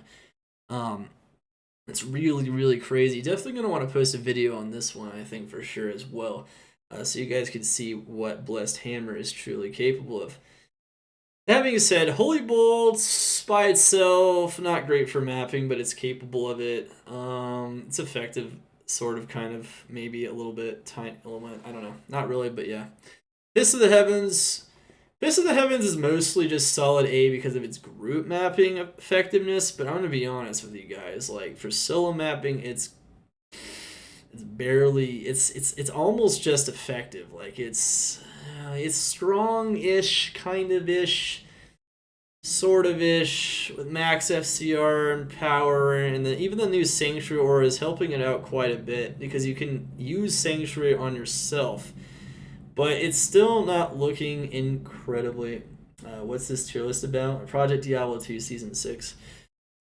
It's not incredibly... It's still got nerfed pretty hard, and you can kind of feel it. And definitely feel it, and it's not insanely effective. One thing to note about Fist of the Heavens 2 is that even though you have Sanctuary Aura on yourself, you don't typically go into the middle of the monsters on this ability, so the Sanctuary Aura doesn't apply to all of the monsters very effectively on this build. So it's like, is good. In high density scenarios, definitely. Fortify, hell no. I mean, you could maybe one-shot the elites maybe with a really high lightning damage focus, but you're not killing much else, so it's like, yeah, it just doesn't do a ton of damage. It's solid enough, though. It's solid enough. It'll feel good enough. It'll feel safe. It's good in group maps, but it lacks damage compared to the... Blessed Hammer is like maybe 2 or 3 times stronger as an actual clearer, so... And that's definitely represented here for sure. Physical Zeal has come up a little bit from Fortified. It's always been crazy strong at doing damage in the limited AoE that it has. I would only do Fortified maps on this build because that's just how strong it is. It's not an AoE clearer at all, but you jump into a pack of high HP enemies and it clears them pretty effectively. And you get that double loot pretty well. It's still not, going insanely fast or anything, but Physical Zeal is looking very, very, very, very strong. It's looking stronger than it ever has for mapping, so if you ever want to just map with Zeal, it's probably pretty solid. Physical Charge is clunky, but, it does a lot of damage, and a lot of scenarios it can kind of crush monsters ahead of it, but that's about it. Kind of clunky.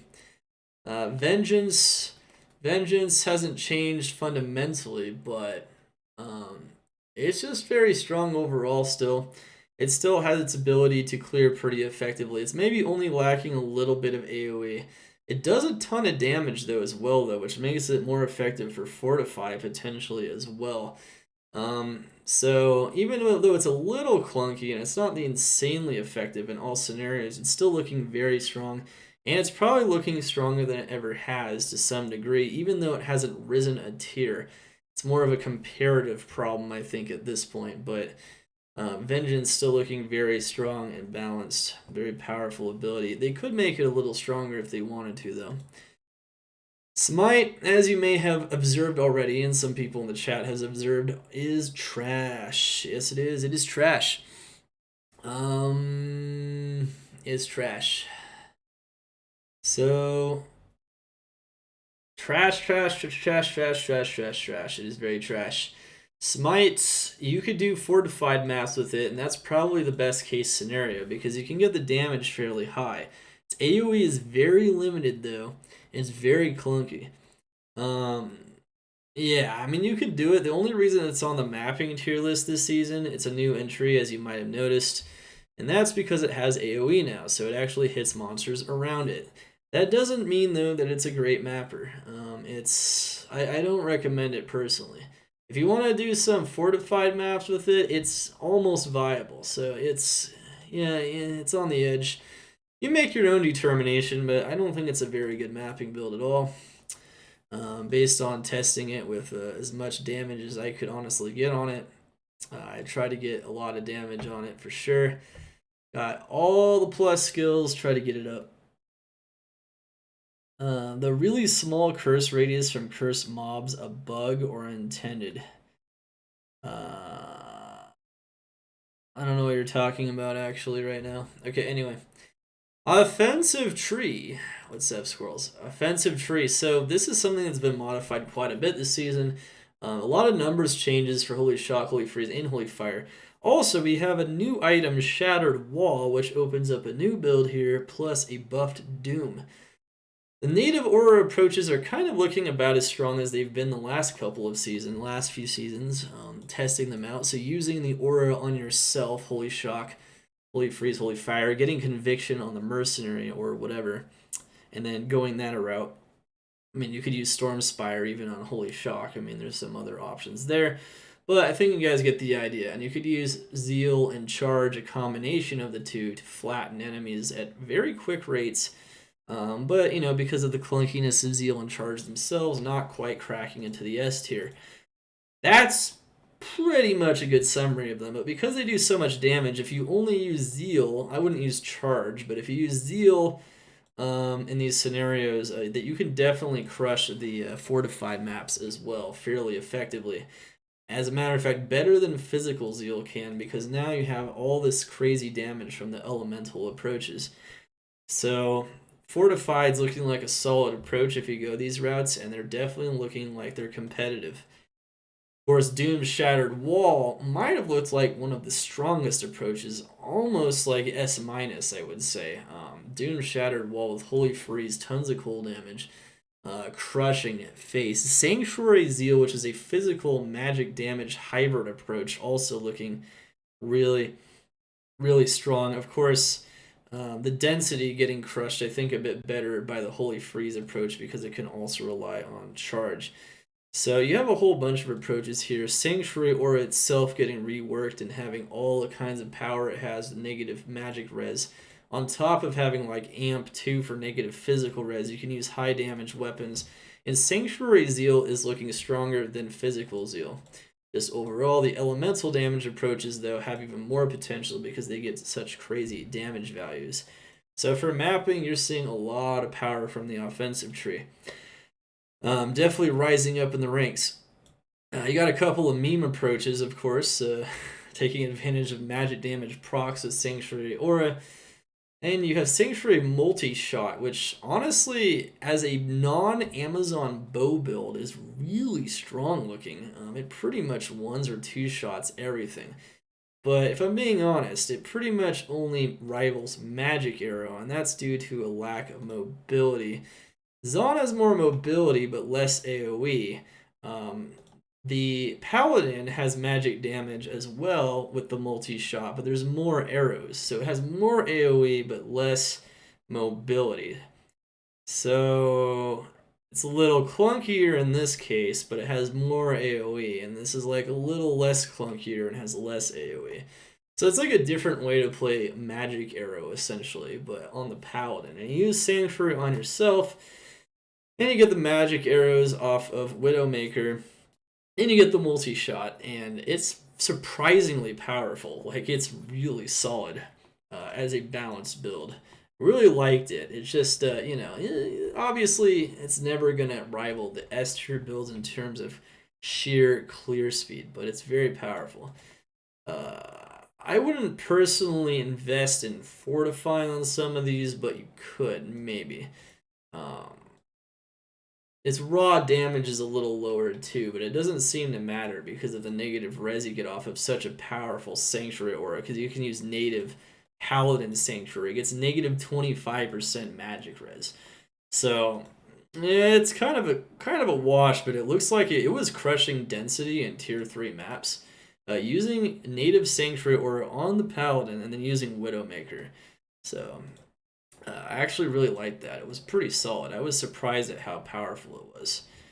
Holy Shock, which is the standard approach, the strafe multi-shot Holy Shock Paladin, is lesser by comparison because this multi-shot does consistent damage. It's very similar, like I said, to Magic Arrow. It's like a Magic Arrow with more negative enemy res, less raw damage, and a little clunkier but more AoE. And so that's why I compare it to this ability, because there's actually a lot of similarities. It's very consistent damage, whereas the Holy Shock approach has almost 0 damage at the low end, so sometimes you just get a dud. But at the high end, it's doing even more damage sometimes in the Sanctuary one, so lack of consistency brings it down a third of a tier. But you can use the Holy Shock Bow Paladin as well. So it's another Bow Paladin. So bow approaches that are non-standard, a lot of them have been tested. Not everyone. This is 95 builds, but remember there's more builds that could always be played or tested or tried in different scenarios. But at any rate, that's it. Between the first segment and the second segment, we went over, the overview of the tier list, and we went over the late game mapping tier list and talked a lot about how the builds function. and hopefully gives you more confidence in playing whatever build that looks interesting, or if you're just going for pure power, at least you know what is going to perform at maximum value. All right. Otis. Otis, your comments are like, oh my god. Oh man, I showed this spreadsheet to my grandma and she could walk again. Alright. Calm down. Calm down. Alright, anyway. Alright, so now let's go over some of the overviews here, which aren't, this isn't the tier list, this is more of the infographic. So, some of this gets a little more subjective, I'll be honest. It's a little harder to determine this stuff because it's not, there's not as much of a standard for standardization as there is for the late game mapping tier list. However, we can still make I can make some various assessments based on my experience playing the game, playing all these builds, learning how to build them all very effectively, and then, imparting to you guys kind of what I thought was most insane or what was most effective in different scenarios. And also, some of these do take some community data into account in terms of beloved starter builds and beloved Uber killers in different Uber boss scenarios. So, let's actually go into that now. So, we have...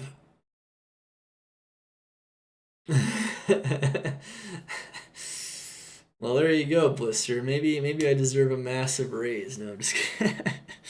I do this for the love of the game and the community, because the community has so much passion behind the game.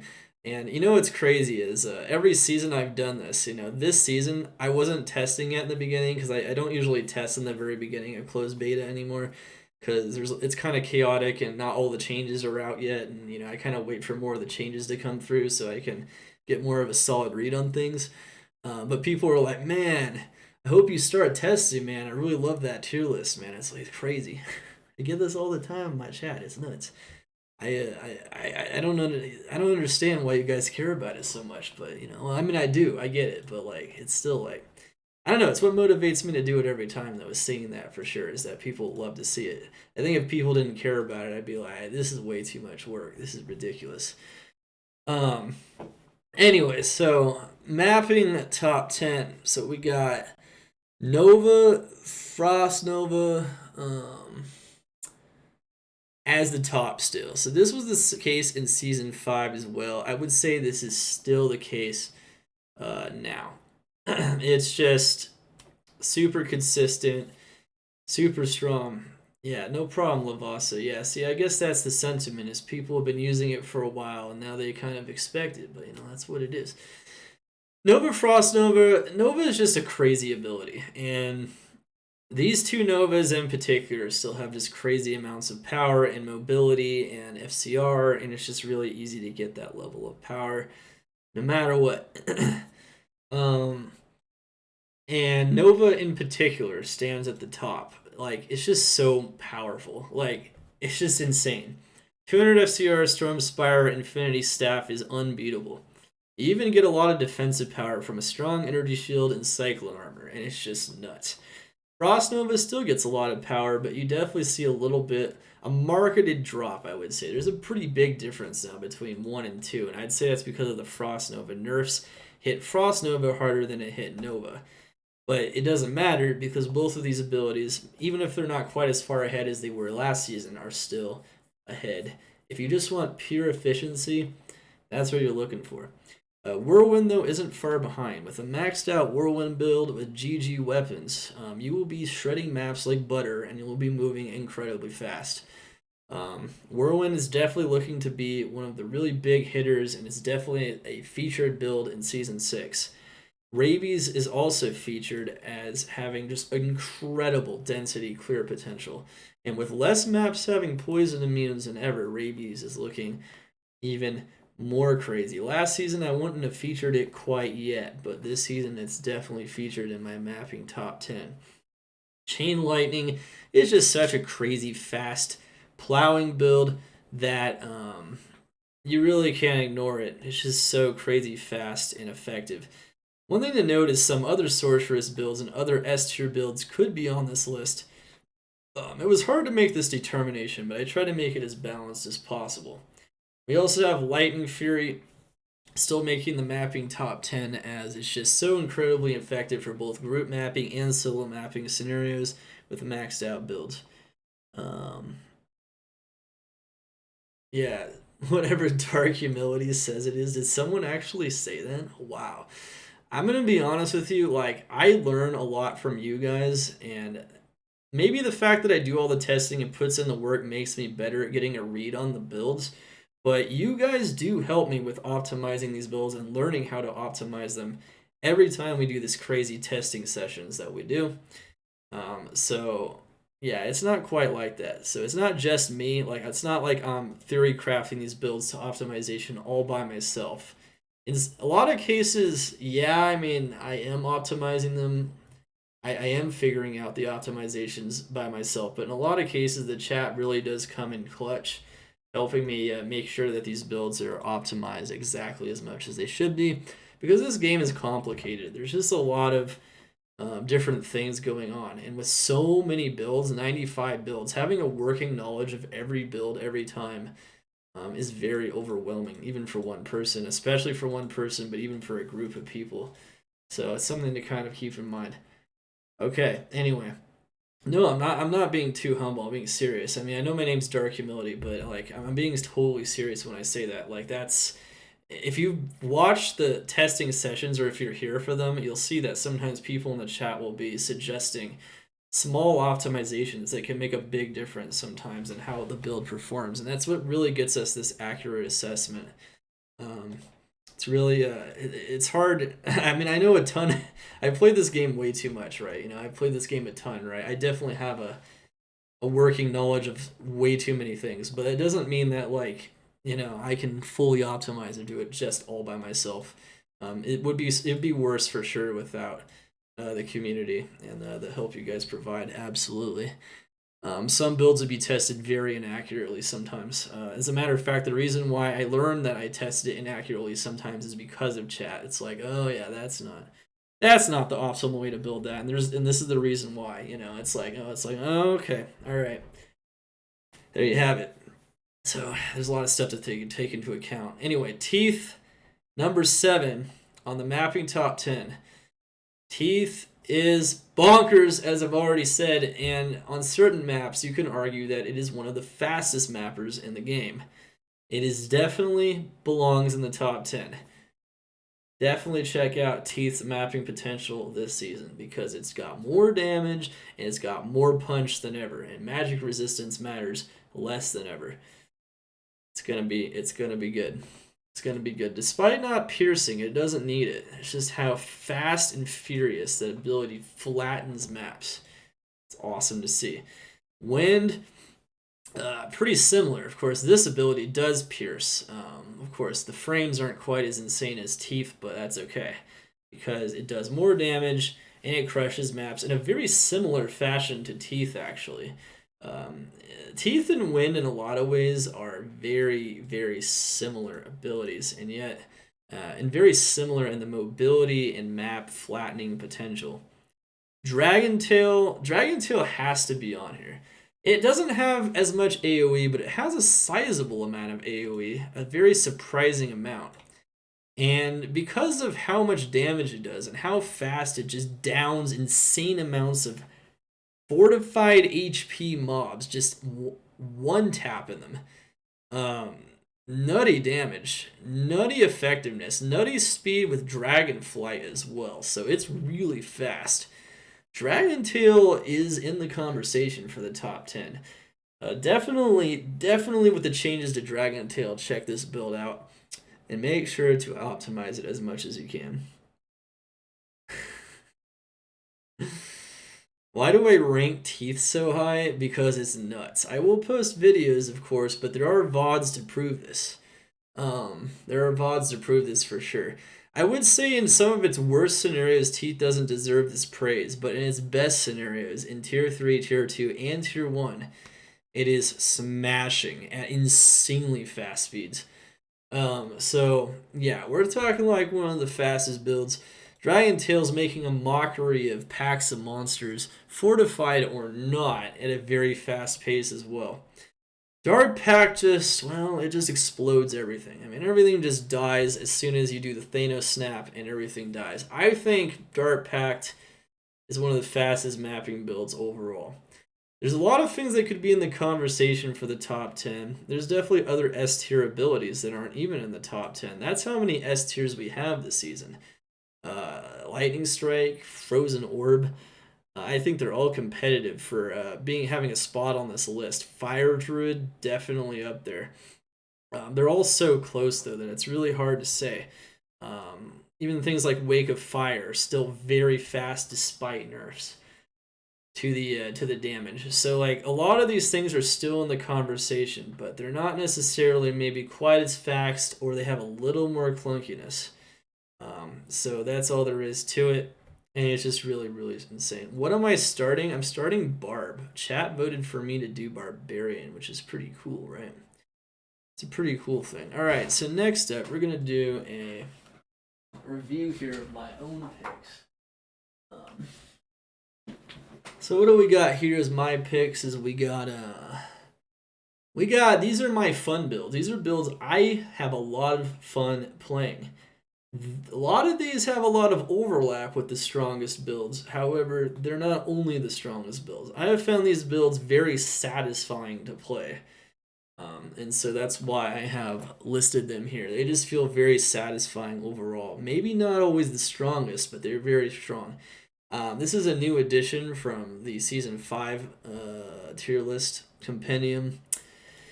I listed what I felt like was fun playing when I did all my testing, and I really encourage you guys to try out these builds if you haven't, because a lot of these builds are just insane. The Molten Boulder Physical Fire approach is insanely fun. Just fun just to bowl down the maps, and just everything just gets bowled down. It's just really fun, and then Volcano just makes it insanely strong. Dragon Tail is really fun to play. It's also very powerful. Teeth is just really fun and crazy strong. Rabies, same thing. Rabies is just really satisfying to watch everything melt away. It's just really crazy strong. Lightning Strike really cuts through things in a very fun way as you run around with an Infinity Spear. That's just a really fun build. Warcry is just a lot of fun. As a Nova build, you know, I've never found the Nova builds the funnest unless it's like Poison Nova or Warcry. But Warcry definitely this season has my pick because Warcry is just really fun to play. Just stomping mobs and crushing them, no matter how much HP they have, and then horking them with Find Item. Just such an effective and fun approach.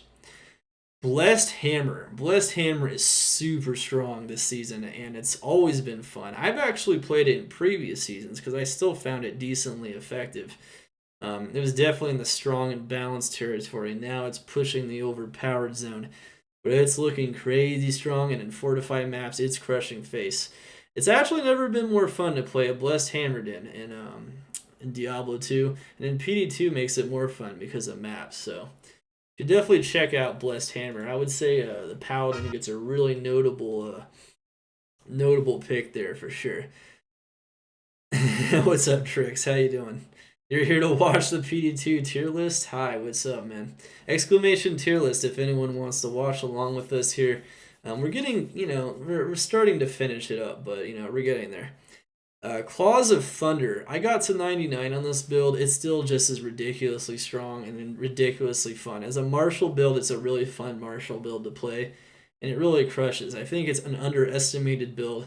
People don't tend to make it, but it's very fun and very fast and very powerful.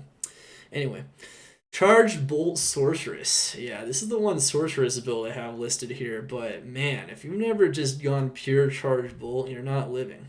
Sure, you can go Nova, and I would even say that build's really fun too to an extent. It definitely feels fun because of how ridiculously strong it is. But if you want something very interesting that crushes maps in a way can already tell that I'll be your best friend in this forsaken you definitely camp. check out Charged Bolt.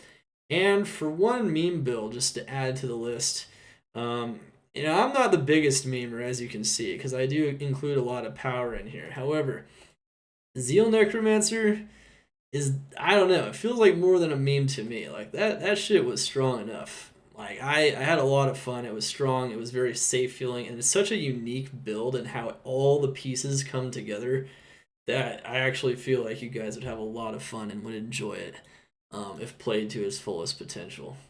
So if you want a really cool, that's my meme pick of season 6. So definitely check that one out for sure. Very, very cool. Class power ranking. Yeah, I even got obsessed with testing it because it was so much fun to test. It was actually it was I don't know. I find that build more fascinating than any of the bow meme builds, any of the other Zeal ones. You know, there's some other proc builds too that, you know, are kind of like, whatever. That one, that one's just really fun and very interesting.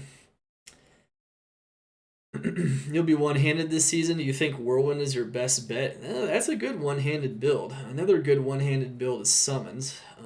You can definitely do Whirlwind as a one-handed build. That is true. It doesn't take much. It's actually pretty easy too. That's the other thing that makes Whirlwind so strong, is that it requires very little effort to make it as powerful as it is. All right, this is the overall class power ranking. So, you know, this is very subjective. This is kind of subjective. This is also kind of subjective. I kind of, you know, take data from all over. You know, mapping, late game mapping data, starter data, Uber data, and everything. This is like the overall ranking, so that's why it's kind of at the heart of the infographic here. And this is just my assessment of overall class power and kind of where the classes currently stand. You might notice from last season there are no changes in number 1 and number 7 position. Paladin is overall, I would say, the weakest class in PD2 currently. It doesn't mean it doesn't have crazy defensive power in a lot of ways. It's hard to balance it because of how much defensive power it has. So a lot of the offensive power has been taken away. Also, a lot of the power in terms of group mapping. However, its solo power is significantly lower overall than a lot of other builds. So it's a solid number 7. Number 1 is also very solid. Sorceress is still got a little bit of hold on even PD2. However, we're not talking D2R number 1.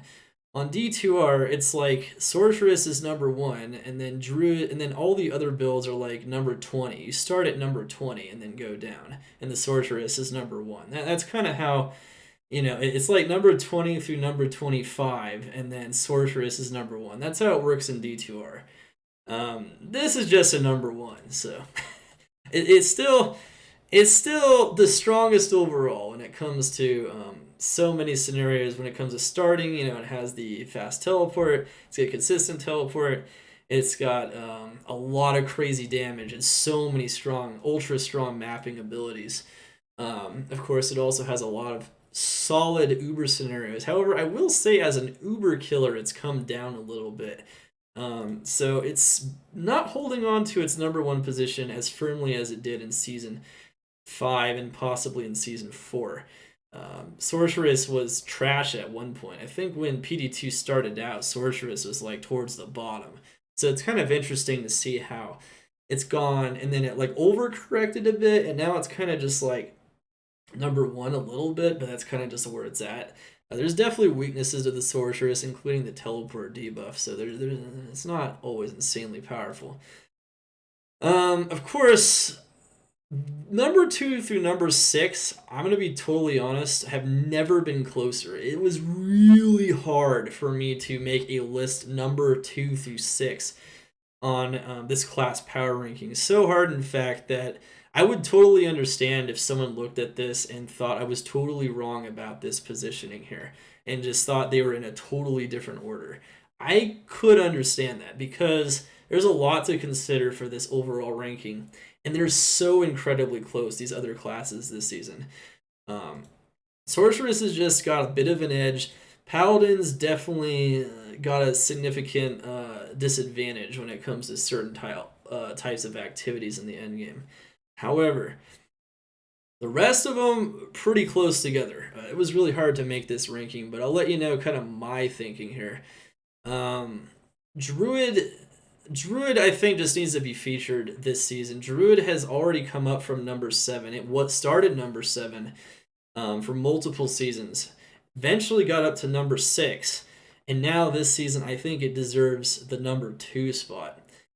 And arguably last season, it was already maybe number 4 because of Ubers. And so it has the strongest Uber build. It has some of the strongest mapping builds now, period, in multiple trees. It has crazy powerful scenarios. It has a crazy debuff now on top of it. It's got some of the strongest starting builds as well. I think the Druid, this is the age of the Druid, honestly. I think that Druid is now born of the power it was always meant to have. This is a really strong Druid season. The Druid's gotten stronger than ever every season, and now I think it's actually got a case for even being stronger than most of the classes in the game.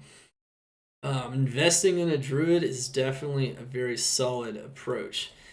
Assassin, you can argue whether or not it's the same, a little bit lower, a little bit above, but what really does it for me is the fact that Dragon Tail and Talon, due to the change to the pure fire damage conversion, is looking so incredibly strong. And then it has the same ultra strong trapping scenarios. And it has so many strong martial scenarios overall. And it's also got really strong starting potential, and it's really easy to start with. And it's also got some of the strongest Uber killing builds as well. That really puts it for me at like number 3, pretty solid. Barbarian has fallen a bit from grace. Last season it was number 2. I think that mostly is just a result of the double throw adjustment. Not because Whirlwind is still a monstrous build. It still has monstrous builds. Warcry and Whirlwind, and double throw is still insanely strong and safe and effective.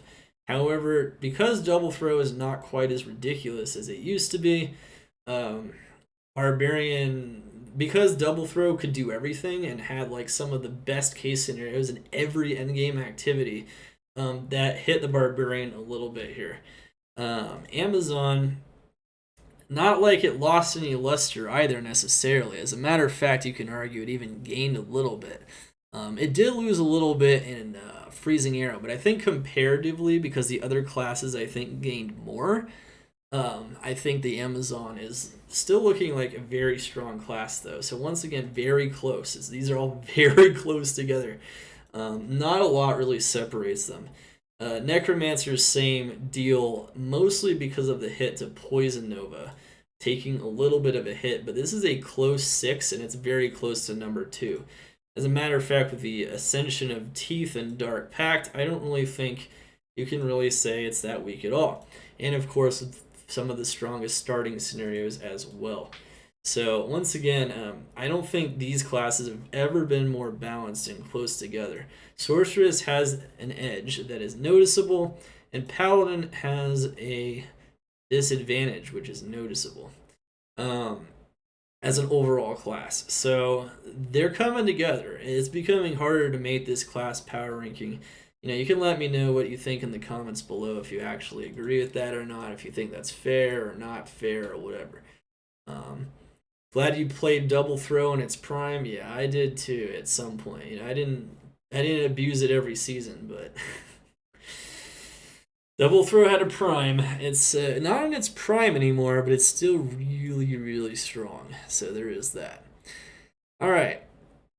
Dungeon Buddies, so this is the list for top builds that are supportive builds that you want in your tier 3 or tier 4 maps to make the maps go more smoothly in general. Auras from the Paladin and using Fist of the Heavens from afar is a top approach. Summon Necro, Dark Pact, Curse Support, Summon Druid with max Oak Sage, Support Barbarian with max Battle Orders, Freezing Arrow for the crazy freezing effect it has on everything. Corpse Explosion and Death Sentry are both Corpse Explosion type things, which work very well in high player count, because it's based on percent monster health.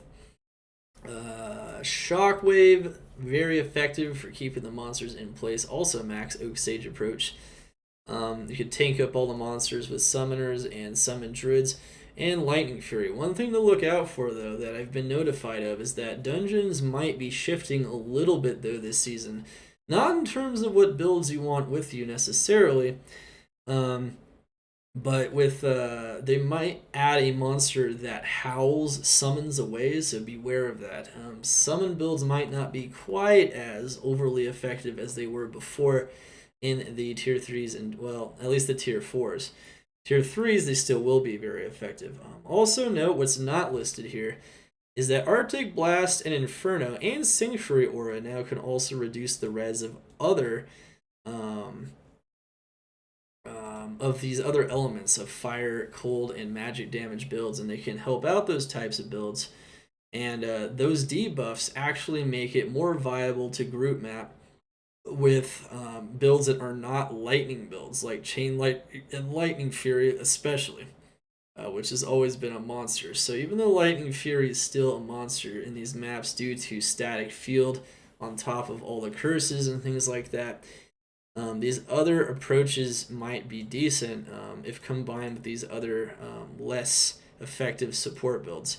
I hope in the future that Arctic Blast and Inferno become even more effective, or maybe even Act 3 Mercenaries debuff fire and cold res, so there's even more diversity in group maps.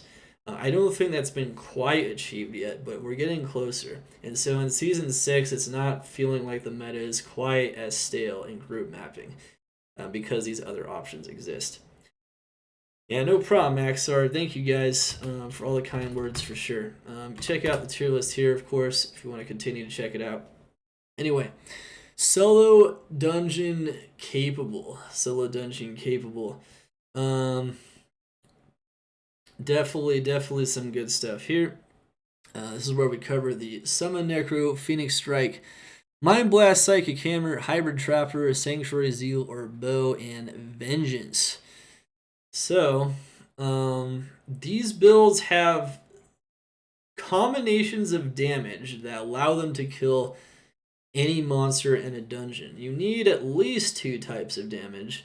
And of course, depending on what the 2 types of damage are, it won't even work because a lot of the monsters have double or triple immunities. So these types can do it, though. They actually have the capability to do it. The new Sanctuary builds are looking even better at doing this potentially. Things like Vengeance, Phoenix Strike can do it, but the most effective approaches have been ranged approaches with multiple damage types. So overall, they can solo a dungeon. Very capable of doing that. Not easy to do, but you might die on the way there, but you're still going to be able to do it. You might notice that this section hasn't changed much since Season 5 at all, and that's because a lot of the fundamentals that would affect effective group mappers or soloing the dungeons haven't changed. There's been a new one added because of the change to Sanctuary Aura, but that's about it. Alright, and then the starter lineup and the Uber lineups, which also haven't changed too much since Season 6. You can check out here, Sorceress has Blizzard, Ice Barrage, and Frozen Orb. Still some of the most effective approaches because they farm Mephisto and council members effectively in Trab, and you can do it literally from day 1. Sorceress has some of the most effective recommended starter builds. I'll give you my, self-assessment of overall 10 top starters as well, so you guys can see what builds I think are really effective for starting out versus what is just effective within each class. But yeah, what's also apparently more effective this season is Inferno Fireball because of the change to Inferno. You can actually kill Mephisto or Andy with Inferno if you want. There's also Combustion Fireball, still a pretty solid approach for Stony Tomb farming and things of that nature. And Chain Lightning and Lightning. Believe it or not, this is a solid starting approach on a Sorceress despite lots of lightning immunities in hell. Why? One area, Arcane Sanctuary. Arcane Sanctuary, the ghosts will even drop loot, even if they die over the edge, and the ghosts have an almost 4 times higher chance of dropping runes than normal monsters. You can shred them with very low lightning damage too, and with high FCR, and you can farm high runes day 1 with a very strong approach. Those are the top sorceress approaches for starting out your ladder. So one thing I should mention about this is that this is a ladder start. Not necessarily the very first skills you spec into at like level, 6, 12, 24, 18, whatever. But these are like the starting farming approaches. Then they have some kind of potential for these things to some degree. Some of these might suck for mapping like Inferno, but they actually can be pretty decent for this approach as well. And like things like Poison Creeper are really strong as an approach for getting you through the game, but not necessarily for farming. So that's another thing to take into account. Maybe why some things are not listed here, but it's okay. I'm probably just gonna go a very solid approach. I mean, that's kind of I like starting ladder with solid approaches. I think most people do, because then you can start generating items and currency as fast as possible. I am playing a Barb. Community chose Barb. Barb has a lot of effective approaches, and I will try to craft things and see how good the approaches can get. I might switch builds depending on what I craft or what I find. I don't know exactly what I'll end up being. Could be just a double throw Barb into a Warcry Barb. It could be something else. I don't know. Depends though. Anyway, Druid. No one, I think, denies that the most effective starting approach on a Druid is a Summoner with Ravens, Wolves, and Bears. So I think that's still the case. You could go from Summon into Wind pretty seamlessly, though, with just a couple of FCR items and some skills. Wind is very strong. Fire is also very strong for the same reason, and with the lack of global cooldowns, I would say looks even better this season, despite not gaining rank. And if you're playing in a group, Shockwave Summon support looks like one of the more solid approaches if you've chosen it to play in a group, so Shockwave looking like a great starter as well, with also solid damage. Yeah, for sure, man. Rubit, thanks. Thank you guys for the kind words, for sure. Hope you guys enjoy this and enjoy Season 6. Let's continue. So, Summoner Amazon. I would say all the summon approaches are the most dominant approaches now for starting on all of the characters, especially with the slight nerf to Freezing Arrow. But Freezing Arrow is still very strong. Valkyries and Decoys plus Strafe is very, very solid as a starter, and the Valkyries do a lot of damage. Magic Arrow is risen a bit as a starting approach because it's actually really, really solid now. It's always been a bit of a solid starter approach, but I think Magic Arrow is looking good. Magic damage is one of those things, it's like we say over here in the early game LOD content trifecta of power. Magic damage has an advantage to some extent, and it's something that is very good to start with. Poison Plague Javelin. Great at killing cows, pretty solid in chaos as well. Can do some pretty high tier farming with how much damage his abilities do without much gear. His builds all function very well on craft gear through budget gear. Lightning Strike can also do well, but mostly we're talking about like the Pit or Arcane Sanctuary once again. So that's also a pretty solid approach in there. You can totally use that to a pretty solid degree in there and no problem. Necromancer. Necromancer, once again, the summon approach is dominant. As a matter of fact, the Clay or Fire Golem approach is also pretty strong early game as well. So you have different summon approaches competing for the top spot on the Necromancer. Bone is just behind it, though. With a couple of plus skills in FCR, Bone is going to start crushing Chaos. It's going to start crushing the Pit, and it's going to crush Travancore. So, of course, with the power that Teeth has in the late game now, you can just go pretty quickly into Teeth and then start using Teeth for the rest of the game if you want, and build up other characters if you want afterwards. Burst Explosion, Revive, still looking like a solid approach. Revives are a good starting approach if you get the right revives. They can crush LOD content pretty easily, so it's not that bad. And Dark Pact, of course, with all the power it has now, is not bad as a starting approach, especially if you're playing in a group, because then you get all the curses, and the curses are crazy for increasing group power. One of the reasons why group power is so strong with Dark Pact. Alright. Despite the nerfs to Double Throw, it is probably still the strongest definitive Barbarian starting approach. It just does a lot of damage, and it's from afar, and you can get it very quickly. Of course, you don't have Lacerator in the very beginning of the game anyway, so some of those nerfs don't even affect it. Some of the other nerfs do. Warcry maybe comparatively might even be a little bit closer to Double Throw this season, though, because of some of the other changes to Double Throw. So keep that in mind, and of course, with strong Warcry, you can also have strong battle orders, which is nice in a group. You can definitely start things like Frenzy and Whirlwind. You will need to craft some things though, so it's a little less consistent. I don't list them as starting approaches because I still consider them builds that function better once you get gear. You don't think Whirlwind is a solid starter? Interesting. I mean, you could do it with Obedience. Okay. You know what? I can I've thought about this before. That I'll be your best friend in this I'm more certain that this is definitely the case. All right, so Whirlwind. Let's talk about Whirlwind. Whirlwind can be a pretty solid starter, but basically what you need to do is you need to get Obedience. I don't recommend starting out it from the gate. Like, you're not going to be able to start out with it from the gate. Once you get like Obedience and a couple of items, though, Whirlwind is pretty freaking crazy as a starter, though. It can be very strong in areas like Travancore, especially. So, you know, I'll put Whirlwind there. I think Whirlwind deserves a spot, especially after being comparatively... After the nerfs to Double Throw, I wouldn't have even put this here last season at all, because, like, there's no point. You know, Double Throw is just, by and large, just way too much stronger. But I think it's becoming closer in power, so I think there is a... yeah, you do need Obedience. Yeah, Obedience for Runeward. Yeah, that's what you need for that. What's interesting is there's so many other ways you can start, right, that are still decently effective. I want to focus on the strongest approaches. I think Whirlwind deserves a spot now, though. I think you can make that argument. It's not like, it wouldn't be... These are the builds I'm pretty much going when I do my Barbarians, and it might be Whirlwind. Whirlwind might be one of them.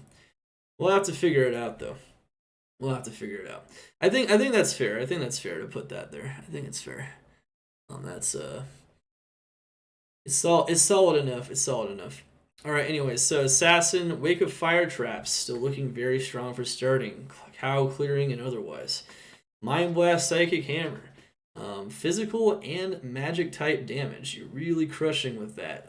You can kill anything with it early on in the game, and it will be fairly effective at farming all kinds of things, including cows. Phoenix Strike has all damage types, so believe it or not, even with pretty weak items, you can be fairly effective at killing things with Phoenix Strike, and you can start out with that approach. You could even start out with Claws of Thunder for Arcane, but I don't really think that's one of the toughest pure lightning approaches to go with, so I probably wouldn't recommend it as a starter, especially considering the ghost can stack on top of you and then kill you like that. So not as consistent, but you could do that if you want. I would recommend just doing, if you're going to do Arcane, just do like Chain Lightning, Lighten Sentry. That's probably your best bet. All right, Paladin, Holy Bolt. Yeah, I think that's a fair critique of that though. Paladin, Holy Bolt, Fist of the Heavens, Vengeance, Blessed Hammer, and Zeal. So Sanctuary Zeal is magic Zeal, and with the negative enemy res, that's not a bad... It was always a decent starter because it was magic damage, but now you can really use Sanctuary Zeal with some pretty basic items and get pretty... you could destroy quite a bit with that. Blessed Hammer, I think, has finally come onto this list because I'm finally convinced that this ability is actually capable of starting out fairly strong again. That being said, you know, it's not as consistent as Holy Bolt or as safe early on.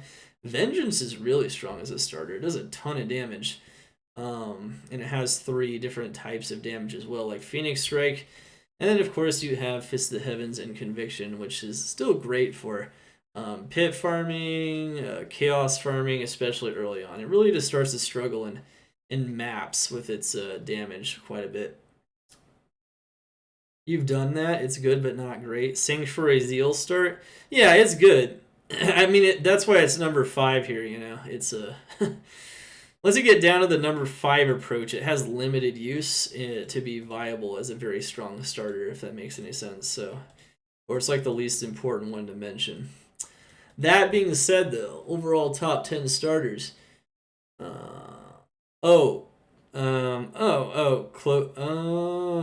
Claws of Thunder Arcane Farm on Sin. Yeah, I wouldn't put that as one of the starters because Assassin has other lightning damage approaches that I think are better for starting out as. If you want a tri-damage approach, I mean, we got that one here. And if you just want some of the strongest, most consistent approaches on the Assassin, you can go with that stuff. Dragon Tail is pretty bad, actually, without gear, so you need gear. But once you get gear, it's nuts. Overall, top 10 starters. So we go Blizzard Ice Barrage, I think, takes the top spot. All of the summoners, though, I would say are just below it. And for any person that maybe doesn't want an intense teleport session and doesn't have as much game knowledge, you should definitely go with the summon approaches as the top approaches. Blizzard, though, is Blizzard Ice Barrage is still a very fast farmer for early game without much gear. Boss farming and things of that nature. Holy Bolt is a very, very strong starting approach on the Paladin that crushes things without too much effort or difficulty. Double Throw, same thing. Still a dominant approach. Most dominant approach on the Barb. Wake of Fire, still a dominant approach. Much dominant approach on the Assassin. Teeth, believe it or not, is really solid as a starter. You might just need to get a couple of plus skills, but once you do, it rips. It's very strong as a starter. And then Magic Arrow and Freezing Arrow from the Amazon also showing up as some of the strongest overall starting approaches. Notable mentions are Wind, though, once you get a couple of things. And I don't know, there's a lot of things like Whirlwind can work pretty well too, so can Warcry. There's definitely a lot of them here. Everyone listed here is a solid starting build as long as used effectively. Overall top 10, though, you can't go wrong starting with any of those. Those are going to crush face with no gear, no problem. And so that's kind of what you're going to want to go with no matter what. Okay, and then of course we have my Uber lineup. So the Uber lineup, I would say, is the most difficult list. You know, I've said this before, I think, when I did the Season 5 one, I said that the problem is it combines the considerations of all of the Uber bosses. So like Uber Ancients, Rathma, Dclone, and Uber Tristram. And it combines the considerations of all of those all at once. That being said, if you try to, if you aggregate kind of like what builds tend to be best at, 1, 2, or more of those activities, you get a pretty good understanding of like what skills are best at these things. And these tend to be the single target destroyer skills. There's a lot of single target destroyer skills that aren't even here, but they could also be worth mentioning. Things like Lightning Bolt. You could even maybe use telekinesis to some extent. All of those really high, ultra high damage single target skills do better against Uber bosses just in general. Doesn't matter what it is. So like anything that has less AoE but a ton of single target damage, anything you can think of is going to have a Uber potential to some degree, whether it be Dclone or otherwise. Anything that's just really good at hitting really hard in a limited area. So that's all there really is to it. I made a list anyway of the top 10. I still consider, even with the nerfs, Fury Druid is just so crazy. As fast as it hits, as tanky as it is. Even with the changes to the rejuvenation potions, limiting it to 2,000 health, Fury is really just so fast and so strong with how fast it applies damage. And it sustains really well too, so it's not as clunky. Immolation Arrow does crazy damage to single targets, though. This is still something that is totally live, and this is a live wire Uber destruction skill right here. Jab is insanely strong, two-handed or one-handed, depending on the Uber boss that you're going for. It crushes them insanely fast with the right gear. Berserk is looking incredibly powerful. It can map, but it's really strong as an Uber killing ability with the negative phys res that you get on it. It can hit insanely hard. Blade Fury and Lightning Trap. So traps like Charged Bolt Sentry and even just normal Lightning Sentry are very strong Uber killers if stacked up against each other, particularly things like Rathma and Dclone. But of course, Blade Fury can kill any Uber boss that you want, and it just crushes it in amazing. It just shreds Uber bosses. Blade Fury's nuts. If you ever try to kill an Uber boss with it, it's just crazy fast. Summoners overall still take some of those top spots. You could even argue Summon Amazon is up there. Summoners are kind of nuts. They you kind of just telly stomp them with all the summons of any kind. Maybe a mix of revives or skeletons or whatever, and you just curse them, and they go to town and kill that Uber boss very fast. It's very safe too. Very, very effective. And of course, Poison Strike and Desecrate, very good against like Rathma and Dclone. Maybe not as much effectiveness against standard Ubers, but they can still do it. Very crazy damage coming out of some of these abilities. Smite is just really consistent. But it's arguable whether or not it's good against the ultra hard Uber bosses because it just doesn't do enough damage.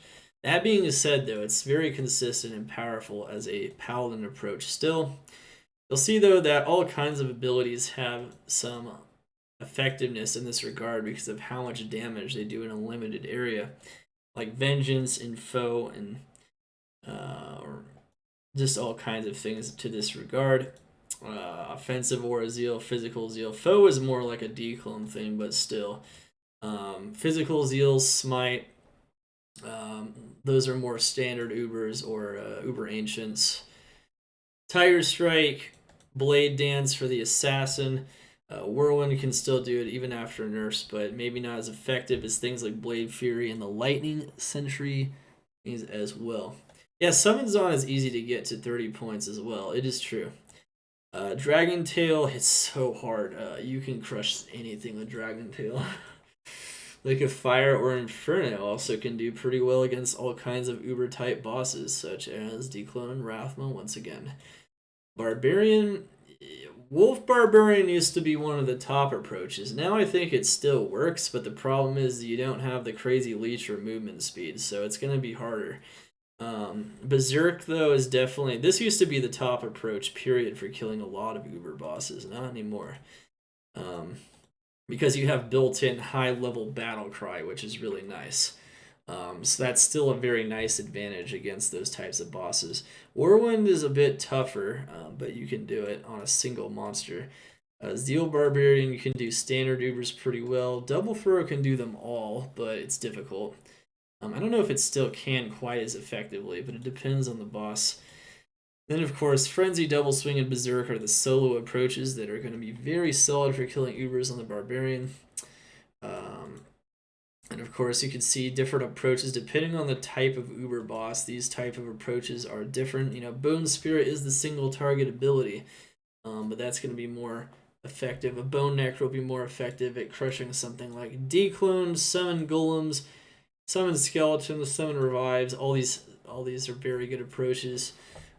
This is probably what you want to do against Rathma. Poison Strike and Desecrate. Very good stuff there. Have Immolation Arrow at the top of the Amazon list because it's just so crazy strong, but there's also things like Guided Arrow, Plague Javelin that can work to some extent just fine. Plague Javelin is still one of the top like Dclone approaches for sure. You got Guided Arrow. Charge Strike can work as well. So can Ice Arrow. Ice Arrow hits insanely hard. And it can attack very fast as well. Druid, of course, has a bunch of different approaches. The Arctic Blast is crazy strong. Don't count this ability out. This ability will crush single targets. Maul, Rabies, Poison Creeper, especially with the up damage on Poison Creeper and Rabies. It's looking even better again this season. Summon, and Fury is just Fury, so... Fury is just a nutty ability for a lot of the Uber bosses, especially how they've modified them. Ice Bolt can kill Rathma very effectively. This is like the Ice Arrow situation. These abilities have been turned into basically, I don't know, mega cannons, essentially. They just are like, I don't know. You could just think of like a laser cannon opening up and just absolutely just unleashing a huge bolt at these monsters. They're actually just really strong. Blizzard and Meteor, though, can be effectively used in this regard, and so can Charge Bolt and Hydra. Hydra is still up there. I think Hydra's just taken so many hits in regards to Ubers because of how ridiculous it used to be for killing Uber bosses. It's still up there, though. You know, you could definitely kill a lot of types of Ubers with Hydra just fine, and no problem. And of course, what we have now is the last infographic, which is not tiering of any kind. It's actually just for your guys' use. So you kind of have everything in one place, or most of everything in one place. Because this is a late game mapping tier list and there's a lot of mapping evaluation, I thought to include also the map tiers and new map tiers and immunities, which I've also tested and tested most of these builds also in the new map immunity scenarios as well, as many as I could. They did release it pretty late, but that's okay. I still use the best case scenarios anyway, and they're still the best case scenarios in a lot of cases, or all cases here as well. Most cases, like 99%. So it doesn't really matter. There's still a lot of cases, though. You can notice, though, that there's less immunities across the board. So these are all the immunities, the ones that aren't grayed out. These are the immunities that are present in the maps. So you want to avoid maps if you have this elemental damage type, but if you don't have one of these immunity types, that map will be pretty solid for you no matter what. And there's a lot to be said for that. So there's a lot of cool effectiveness there and very good stuff. So you can see that most of the tier 1 maps only have 3, all the tier 1 maps only have 3 or 2 immunities now. And same thing with the tier 2 maps.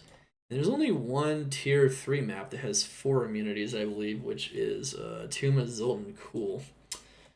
Which still has some very strong builds, like fire builds and magic builds will still be very strong in there potentially. But that's about it.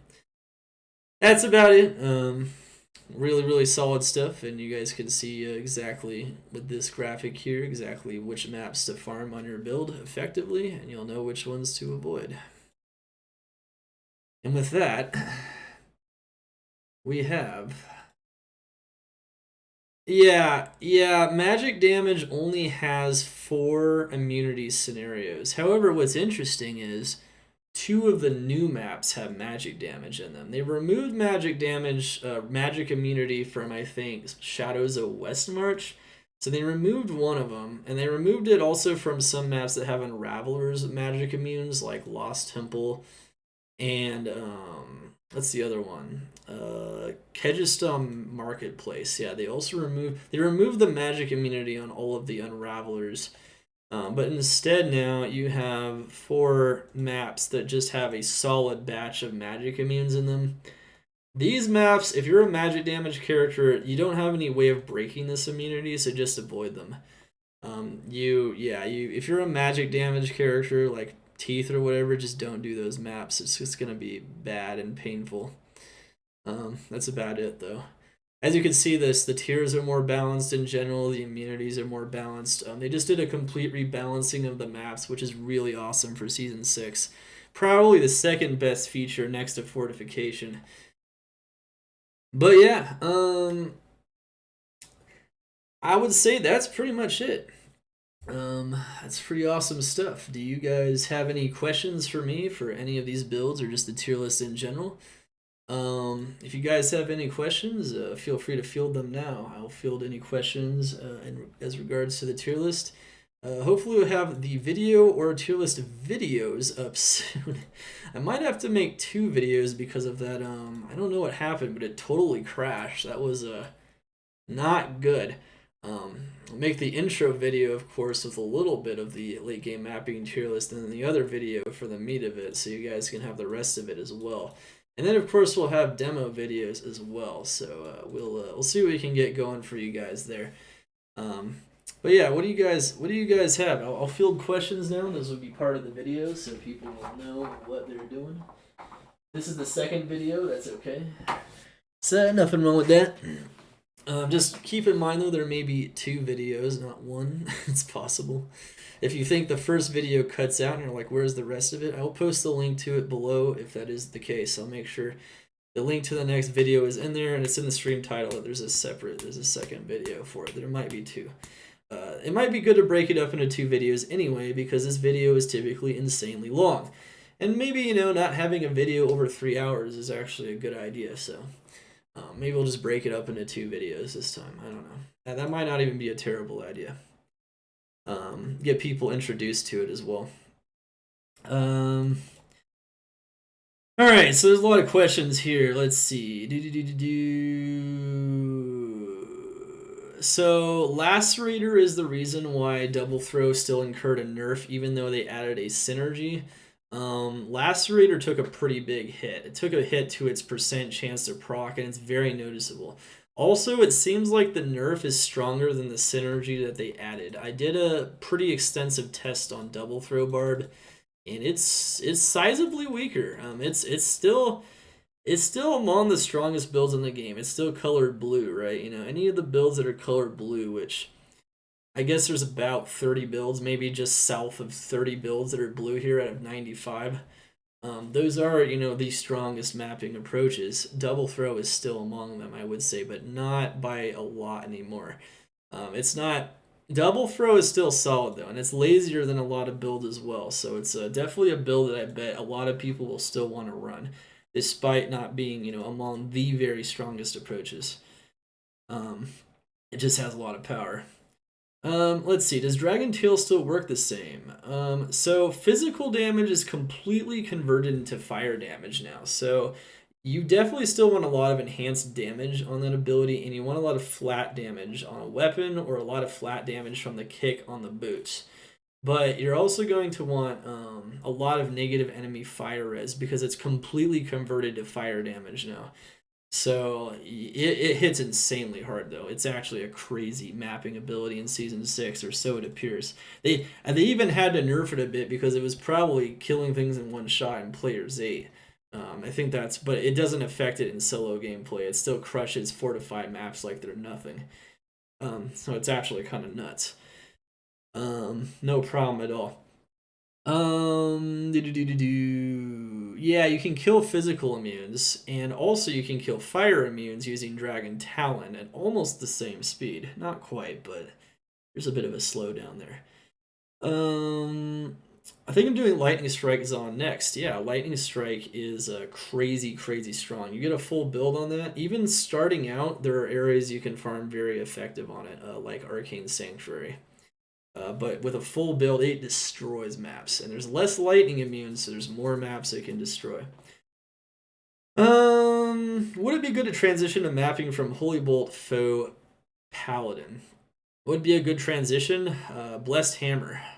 Blessed Hammer is the ultimate solo mapping build for a Paladin now. I'm not even joking. Hammered In is king again. Hammered In was king in LOD, it still is in D2R for the Paladin, and guess what? It's also the best mapping build in PD2 for a Paladin currently. And, you know, Senpai has mentioned this before. This is mostly because Blessed Hammer is not... or, sorry, not Blessed Hammer, but this is mostly because Blessed Hammer is... or the Paladin doesn't have as many abilities that are actually like actionable as other classes do.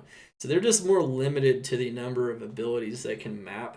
So ultimately, there's not as many abilities that can be ultra strong. So Hammered In, of course, it's natural that it's really strong. When you tested Amazon Magic Arrow build, I can already tell that I'll be your best friend in this forsaken No, game. actually, I recommend just going plus skills and magic damage large charms. You can get up to 24,000 damage with plus skills, and it's insane. It just flattens everything that it hits. Its main weakness is lack of AoE, because there's only 5 arrows, and it's not like they shoot very far ahead of you. Let's see, been a while since I played Zon. Do you need a hit rating for the Lightning Strike Zon to hit, or is it like live? Yeah, it always hits. Lightning Strike does not need attack rating. Where to farm early game fire traps always feels really low and bad. Cows is insanely slow. Well, Cows, Stony Tomb... Stony Tomb is a max level area, so there's actually quite a few areas that are very strong on the Fire Trap Assassin. Stony Tomb has got a ton of density and low HP monsters and no fire immunes. Magulator is a wide open area too with no fire immunes and also very good in PD2. That's another very good area for Fire Druid as well. If you're looking for another fire build to effectively farm early game, that's a max level area. Cows are not insanely slow with Wake of Fire, by the way. If you get like a couple of skills, it's pretty solid. That being said, it's got a lot of very strong areas you can farm early on. I would say overall, the Assassin, even though the Assassin has a lot of strong starting builds, its starting builds, you can see the first build here is listed at number 6. I don't... And notice that every class has a build before Wake of Fire on the overall top 10 starters. That's because I consider the Assassin maybe one of the weaker starting classes overall. I'm not saying it's one of the weakest starting classes, but it could be. You could say that in maps, like, it's got some of the strongest builds in the game. Number 3 here overall, but it's got to get gear first. Before that, you know, some of these builds are what we call solid, but they're not necessarily like the fastest. Teeth Necro, PB skill charms or magic large charms. Yes, you want magic large charms on the Teeth Necro for a full build. You get about 2,000 more damage, 25% more damage with large charms, believe it or not. That's why it moved up so much in the rankings, in addition to the fact that there's negative magic reds too, meaning that it's no longer weak in areas like Throne of Insanity that had a pretty bad magic immune monster or magic resistant monster, because it's not as resistant anymore. So they just get taken down. Insane. Yeah, that's correct. So Teeth is really crazy strong with that new addition. Don't sleep on it at all. We tested the large charms thoroughly this season, so that's something that maybe we lacked a little bit of testing on in Season 5, but we figured out the strong approaches for all the builds. We really min-maxed hard this time, and we got good results for you guys. Yeah, Stony Tomb is really good. You read about the ED applied twice, still confused about the double throw nerf. Yeah, the nerf is still greater, I think, than the synergy, if that makes any sense. However, that being said, double throw is now finally an ability that feels good and strong. That's not overwhelmingly strong. It's no longer the 3rd strongest mapping build in the game, or whatever I had it on last season. Let's see. Been a while since you played Zon. You need a hit rating. No. Any unique rune word changes to look out for? Phoenix doesn't have Sorb anymore. Grief is more of an effective mid-game option as a physical damage weapon. It's actually not that bad. I was using it on Whirlwind and it was crushing tier 3s with just double Griefs again. The Griefs have gotten significant buffs season after season, and now they're finally starting to show up a little bit again. You should also take a look at, obviously, the new rune word Shattered Wall, because the Holy Freeze approach with that is very strong. You should also take a look at, of course, Asylum. Asylum is making big waves with the magic damage builds. And just remember, that's a new rune word. Some other rune words got some small changes. Another thing that's pretty notable is that Bramble now has 40 to 50% poison damage. So it's no longer a 30 to 50 range, and finally it's been adjusted to the one I've been suggesting the whole time, which is 40 to 50. So Bramble no longer has a super oppressive poison damage range that either makes or breaks a build. It will it will definitely be significant. Like 10% poison damage is pretty significant on a lot of builds, but it's not going to make or break it. Like if you get a 31, you feel like you wasted your runes, you know? So it's not going to be that bad anymore. Would you try Rabies on hardcore, which is another small buff to Rabies in some sense, and some other poison builds that have seen some major gains? That's part of the reason I think I also kind of raised up Poison Javelin a little bit, is that like some of these builds are a bit easier to get to as well now, because Bramble's easier to roll.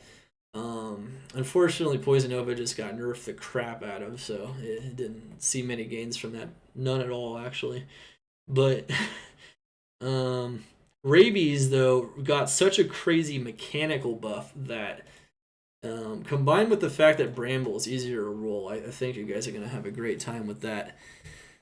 How gear dependent is Dragontail? It's pretty gear dependent, not gonna lie. You need a lot of ED and negative enemy res, but once you get to that point, it one-shots packs of mobs, even in fortified maps. So it's a monster. But you need items.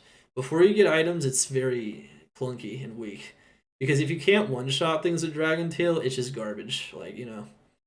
It doesn't feel the same without it. Once you get that crazy damage though, that's when nothing survives. It's just you jump into the pack of monsters, you click one button, and the pack disappears. That's all you have to do, and it's a pretty big AOE too. It's not tiny. It's definitely pretty solid, and it works very fast too. So if you got your attack speed squared away, just one attack after the next, just boom, boom, boom, just kicking these packs in the face. With a combination of Dragonflight and Dragontail. Phoenix is still the best option for Dragontail, I guess. Yes. Enhanced damage and negative enemy fire res. There's nothing that can beat Phoenix for the shield. Half the nerfs make no sense. What? What? Dude, if anything, they've done a better job at balancing than ever. They balance the maps more. There's less immunities of every type. Even poison, that's always had like the most, and lightning. Like, what are we talking about here? Are you kidding me? There's like fortified, bringing the builds closer together. They even addressed the meme build, the tentacle druid. The tentacle druid can now map it can. I tested it. It maps. It's viable. I mean, it's slow, but it works. They even made that. It's always had synergies, so they may as well make it a build. I mean, I've had it listed on my mapping tier list because it has synergies, so you would think it would be a build. Even that build.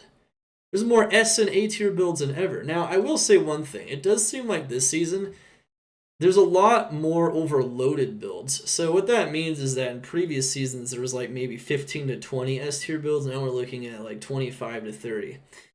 What that does mean is that any build that isn't S tier might get kind of drowned out a bit more because now there's more in the blue zone. So there's more builds that are just overwhelmingly strong once you get gear. So there's more options for the S tier, which that can have some downwind effects, I think. You know, like some people might only look at the S tier this time. Or, you know, for the most part, you know, and they might look for A tier builds and below for group mapping approaches, but that's about it.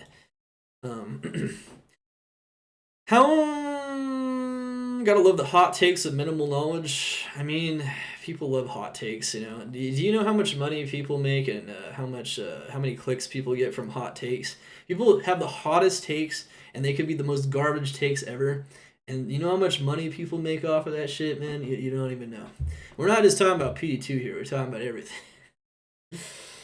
I trust me. The hottest takes are what... I wasn't born yesterday. I know what's going on online, you know. I know who's popular and I know what they do. They got some of the most stupid things you've ever heard, but it doesn't matter. But because the take is so hot and they're so confident when they assert it, it's like, whoa, what a mega giga Chad, ultra Chad. Damn, I want to be like him. And even if it's like the dumbest thing ever, you know, or it makes no sense, or it's just very, very one-sided and very polarized, it doesn't matter. Don't remind me. Don't remind me. It is true, though. I mean, that's kind of what media is dominated by. It's all that tabloid nonsense, you know, that's just it's got to be the most drama-infused nonsense ever. That's just what makes money. People like it. They're addicted to it. I think it's an addiction, but they're addicted to it. It makes it gets the clicks. It's very good. Fight you? No. Maybe you're just too loose with the S tier. Got to tighten down and make a decision. You think I was a little too loose on the S tier? Would I try rabies in hardcore? Absolutely. It's very easy to make rabies very tanky. I try to tighten it down. That's the thing is, I don't think I'm being loose with the S tier at all. If you watch all of my testing footage, any build that is rated S, I would challenge you to think that they're not all about just as strong as one another, but also I'd also challenge you to think that they were not all this strong. I would really challenge you to think that. I think I'm not being. I think maybe in the past I was actually not being loose with it enough. I think what it was is there's a lot of builds that did deserve to be at least at the bottom of the S tier or even higher in the S tier, like S plus builds. That I wasn't being, I was being too conservative with them. I was like, well, maybe it has this weakness, even though it clears this fast. It's like, no. I mean, I think I was being, this time I'm actually being, I'd say being more accurate with my assessment of what an S tier build is. You can see it. Once it starts getting going, it's got crazy mobility. It flattens everything in front of it. It doesn't have any issues with that. Countless monsters drop all around it. That's really what defines these builds. And if it's on the low end of the S tier, you could see a little bit of a noticeable drop. Or, maybe it's only because it's like got crazy power and fortify. You don't actually know. But I will say with fortify, it gets a little tougher to rank the builds overall. But I did test the fortification stuff, so on the builds. We do multiple tests on every build. We do a lot of stress tests. We do stress tests on their best maps in different tiers. We do stress tests on even different build approaches depending on what the build is. We do stress tests on Fortify if the build seems like it should work pretty well in Fortify. Not every build got tested in Fortify, but that's because some builds need density. Without density, it doesn't work. So there would be no reason to test density, Fortify on Lightning Fury, for instance. That's just dumb. It just doesn't, it wouldn't work. Just logically, it doesn't. It's not a strong approach. So it's just how it is. Rune values, season over season. Yeah, I do have an opinion on that. By the way, a lot of my opinions are. I have a feedback list that is ongoing. I'll actually update that. I'll have S6 feedback, so you guys can see. I remove feedback when it gets adjusted, so a lot of feedback is always.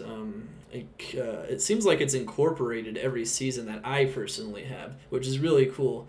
Because things that I want to see done, like fortification, which is kind of one of my criticisms of maps, is that they only favored the biggest AoE and the best AoE. Fortify addresses that major criticism that I've had. There's some other major criticisms too, and some quality of life that's been added this season that I've been addressing, like the gems having to manually create 16 P gems out of 50 flawless gems. That shit's been so annoying for like 5 seasons, and that's been addressed. So there's a lot of feedback I get that gets addressed every time. Now, when you ask the rune values, that's actually a problem I have been pushing. I don't know how much Senpai sees it as a problem, but I do think it's a little bit of an issue that when you find a Sur or a Bur rune, it feels so much better than finding like a Jaw rune, for instance. I think that is a bit of an issue.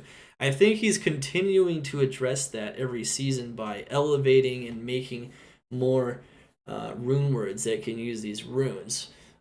However, by nerfing a lot of classic rune words as well, like Enigma and Phoenix, and then maybe not having enough options that are outside of Infinity that are quite as effective for the negative res that use runes. That's the key, is they have to use the runes. These rune words have to be good. If the rune words aren't good, the runes aren't going to be worth very much. So you need rune words that use the runes that are also used by a lot of people, that are used on a lot of builds. The problem is that so much power is sucked into Burrune. You get Wrath. Wrath is number one bow for a lot of builds. It uses Burrune. Infinity, number one rune word, uses 2 Burrunes. Enigma is used on a sizable amount of builds. It uses 1 Burrune, and even though it uses 1 Jaw rune, there's all these other rune words that use Burrunes. Bramble requires Sur rune. That is half of a Burrune, and Rabies is going to get even more expensive this season, I can guarantee you. And so that's sucking even more power into Sur and Burrunes. That's the issue. And that all the other runes don't feel quite as essential. There's rune words that are good, like Phoenix is strong on a lot of builds, but it just got a little bit weaker. And so Low and Jaw, I mean, that's the thing. Like, Faith uses low, so lots of these things would be good. Beast was the biggest tipping scale. I think that too. So there's another problem too, is that Beast uses a burr rune as well, and it doesn't use any other high runes. Chains of Honor uses a burr rune, doesn't use any other high runes. Sur is the highest rune in Bramble. Burrs are the highest rune in Infinity. You know, burr is everywhere. So the thing about burr is like, this isn't as much of a problem though in D2R, and the reason being is that, quite frankly, Enigma really holds up the value of Jaw, because Enigma is so insane in D2R and so essential for the effectiveness of so many builds that Jaw by itself, being a higher rune than Burr, and you can't cube it up with Sur runes, means that finding a Jaw, you have to actually find the Jaw. So that keeps the value of Jaw even higher than Burr in a lot of cases in D2R because of that. And cubing up Burrs is just so inefficient. So you actually can only get Jaws, and you need the Enigmas on every build. That is what holds up the value of Jaw. Not quite like that in PD2. There are a number of builds that use Jaw. Like, you know, Last Wish is effective in some scenarios. It's effective on a lot of Uber builds. Enigma is effective on a lot of builds, but definitely doesn't feel very needed on most builds. So the vast majority of builds don't use Enigma. That's a difference. It's a pretty big difference too. So, like, you would need another rune word that most builds might actually want to use that uses Jaw, not just like a niche rune word. See, like, Ferocity doesn't do it, because Ferocity is for meme builds. It uses Jaw in the Cham, though. Zenith doesn't do it, because Zenith is used on very specific defensive situations that are maybe only hardcore, honestly. Last Wish isn't even used on every Uber build. It's used on a couple of them, you know? And these use those big runes, those other big runes. I think Asylum might actually do something decent this season, because Asylum is used on pretty much every magic build that isn't a Paladin magic build and that isn't Blessed Hammer. Because Blessed Hammer uses Concentration and Asylum. So every other magic build will use Asylum, so that's something at least. At least we get a pretty solid amount of builds that will now have to use Cham and Jaw and whatnot. But yeah, I mean, it's just really tough, because you have literally like 70% of the builds needing Infinity still, and like, you know, all this other stuff. So of course the value of Sir and Burr, when the Burr rune words are used by the vast majority of builds, and the other rune words requiring the other runes are not, you're gonna see you're not gonna, their value isn't gonna be very comparable. It's gonna be, you know, 2-to-1, 3-to-1. You know, it's that even if they're using a lot of rune words, it doesn't matter. Faith uses Jaw at least. Ice also uses Jaw. So there's these single case scenarios dotted all over the board that use Jaw and Cham and whatnot. But the problem is that Burr's got monopolies over whole builds. Melee builds, they all need the Beast. There's all kinds of builds that need the Beast. All the summon builds need the Beast. You know, like, summon builds are insanely popular too. You know, all the elemental builds, Infinity is still the most effective approach, even if there's other approaches that are different, that are not poison builds. You know, it's just different. It's really Beast and Infinity. Yeah, that's really the big ones, honestly. The other ones, like Chains of Honor, but I even think Bramble, honestly, drives up the value a bit, too. I mean, it's... because now there's a really solid use for Sur runes on PD2 as well. And that's... Bramble is very rare on D2R, so... Sur runes literally just cube into Burr runes on D2R. Sur runes actually have uses on PD2 as well, and that's also adding to the Sur Burr glut. You know, as they all go in, it's like they're all competing for different uses of that particular rune set. Jaw Mal Jaw Ist, maybe. You know what'd be interesting is, you know, if you made Infinity Jaw Mal Burrist or something, you'd probably solve the problem in a second. But the problem is, though, is that they don't want to change the recipes for rune words, because that will fuck it up. People that come back to the season are going to make it wrong, and they're going to get pissed off because they didn't realize they weren't an ultra nerd that read the patch notes in a closed beta for what was actually going on in the next season. And they didn't watch people like me to learn more about what major changes are going to drive some stuff happening. So what I actually suggest on my feedback is to create other conviction aura rune words that are used, or two-handed rune words used by other mercenaries. That's my suggestion. Now that's what Resurgence apparently does. So there's another mod that actually does that exact approach. I think that would solve it. As long as you had other means of making that conviction aura, maybe on different mercenaries as well. And that could also like create some other interesting scenarios as well. So you could do it. Doesn't really matter. Yeah. Asylum is attempting to do exactly that. Not enough, but it is a start. Yeah, Asylum I think will... I think it will increase, or at least hold up the price of Burr better. I don't know if it's going to increase the price of... Oh, sorry, not Burr, Jaw. I think it might hold up Cham and Jaw a bit better so that the price doesn't totally collapse on runes that aren't Sur and Burr. I think there's more rune words that use them now, so the price might not collapse as easily. They're still going to be worth significantly less, though. I don't think that's going to change unless there are rune words that are used by, once again, the 70% of the builds, or that can compete directly with those rune words. So it's really hard to do. If you nerf Enigma, this is what happens, essentially. You know, if there's 3 socketed armors with 2 skills that are also competing with Enigma as well, I mean, it's just... It's tough, man. It's tough. It's just tough stuff. Enigma really held up that Jaw, you know. Conviction on set item bonuses, maybe for the mercenary. The bow Enigma idea... That'd be interesting. Conviction on set item bonuses, maybe for mercenary. That might be too much. I think it's as simple as this. You just need like a two-handed sword and a two-handed bow, and you put conviction on them. You know, that's it. You can make it pretty similar, and you just put jaws in them instead. Just make new rune words, just jaw or cham or whatever. Pretty simple solution, and then people would find more justified using different runes. Burrs wouldn't have as much of a monopoly. It'd be maybe still a very strong, obviously be a very strong rune still, but would maybe only be slightly worth more, or maybe even the same. What's up, Trinity? How you doing? Is there any more questions? Any more questions in the Q&A session here? Any more questions? I don't see any more questions necessarily. Okay.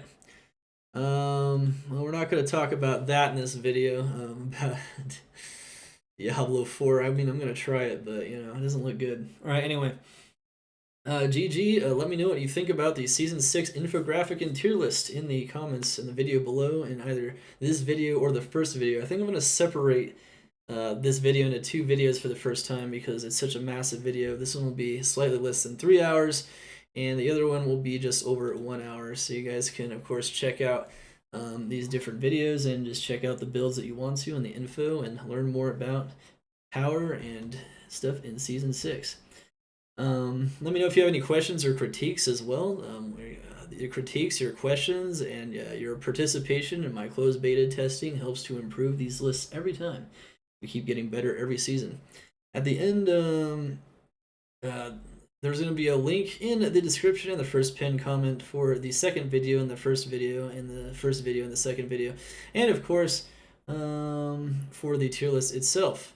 Build footage uploads coming soon as well. Other guides. We have a lot of so build footage uploads are coming soon, guys. So we're going to be uploading a bunch of footage of how these builds perform, so you can see how some of these S tier and even other tier builds are performing at the highest level. We're going to highlight a bunch of builds and we're going to show them. They'll be a bit different. There might be some overlap with some of the Season 5 ones as well because of the increases in Season 6.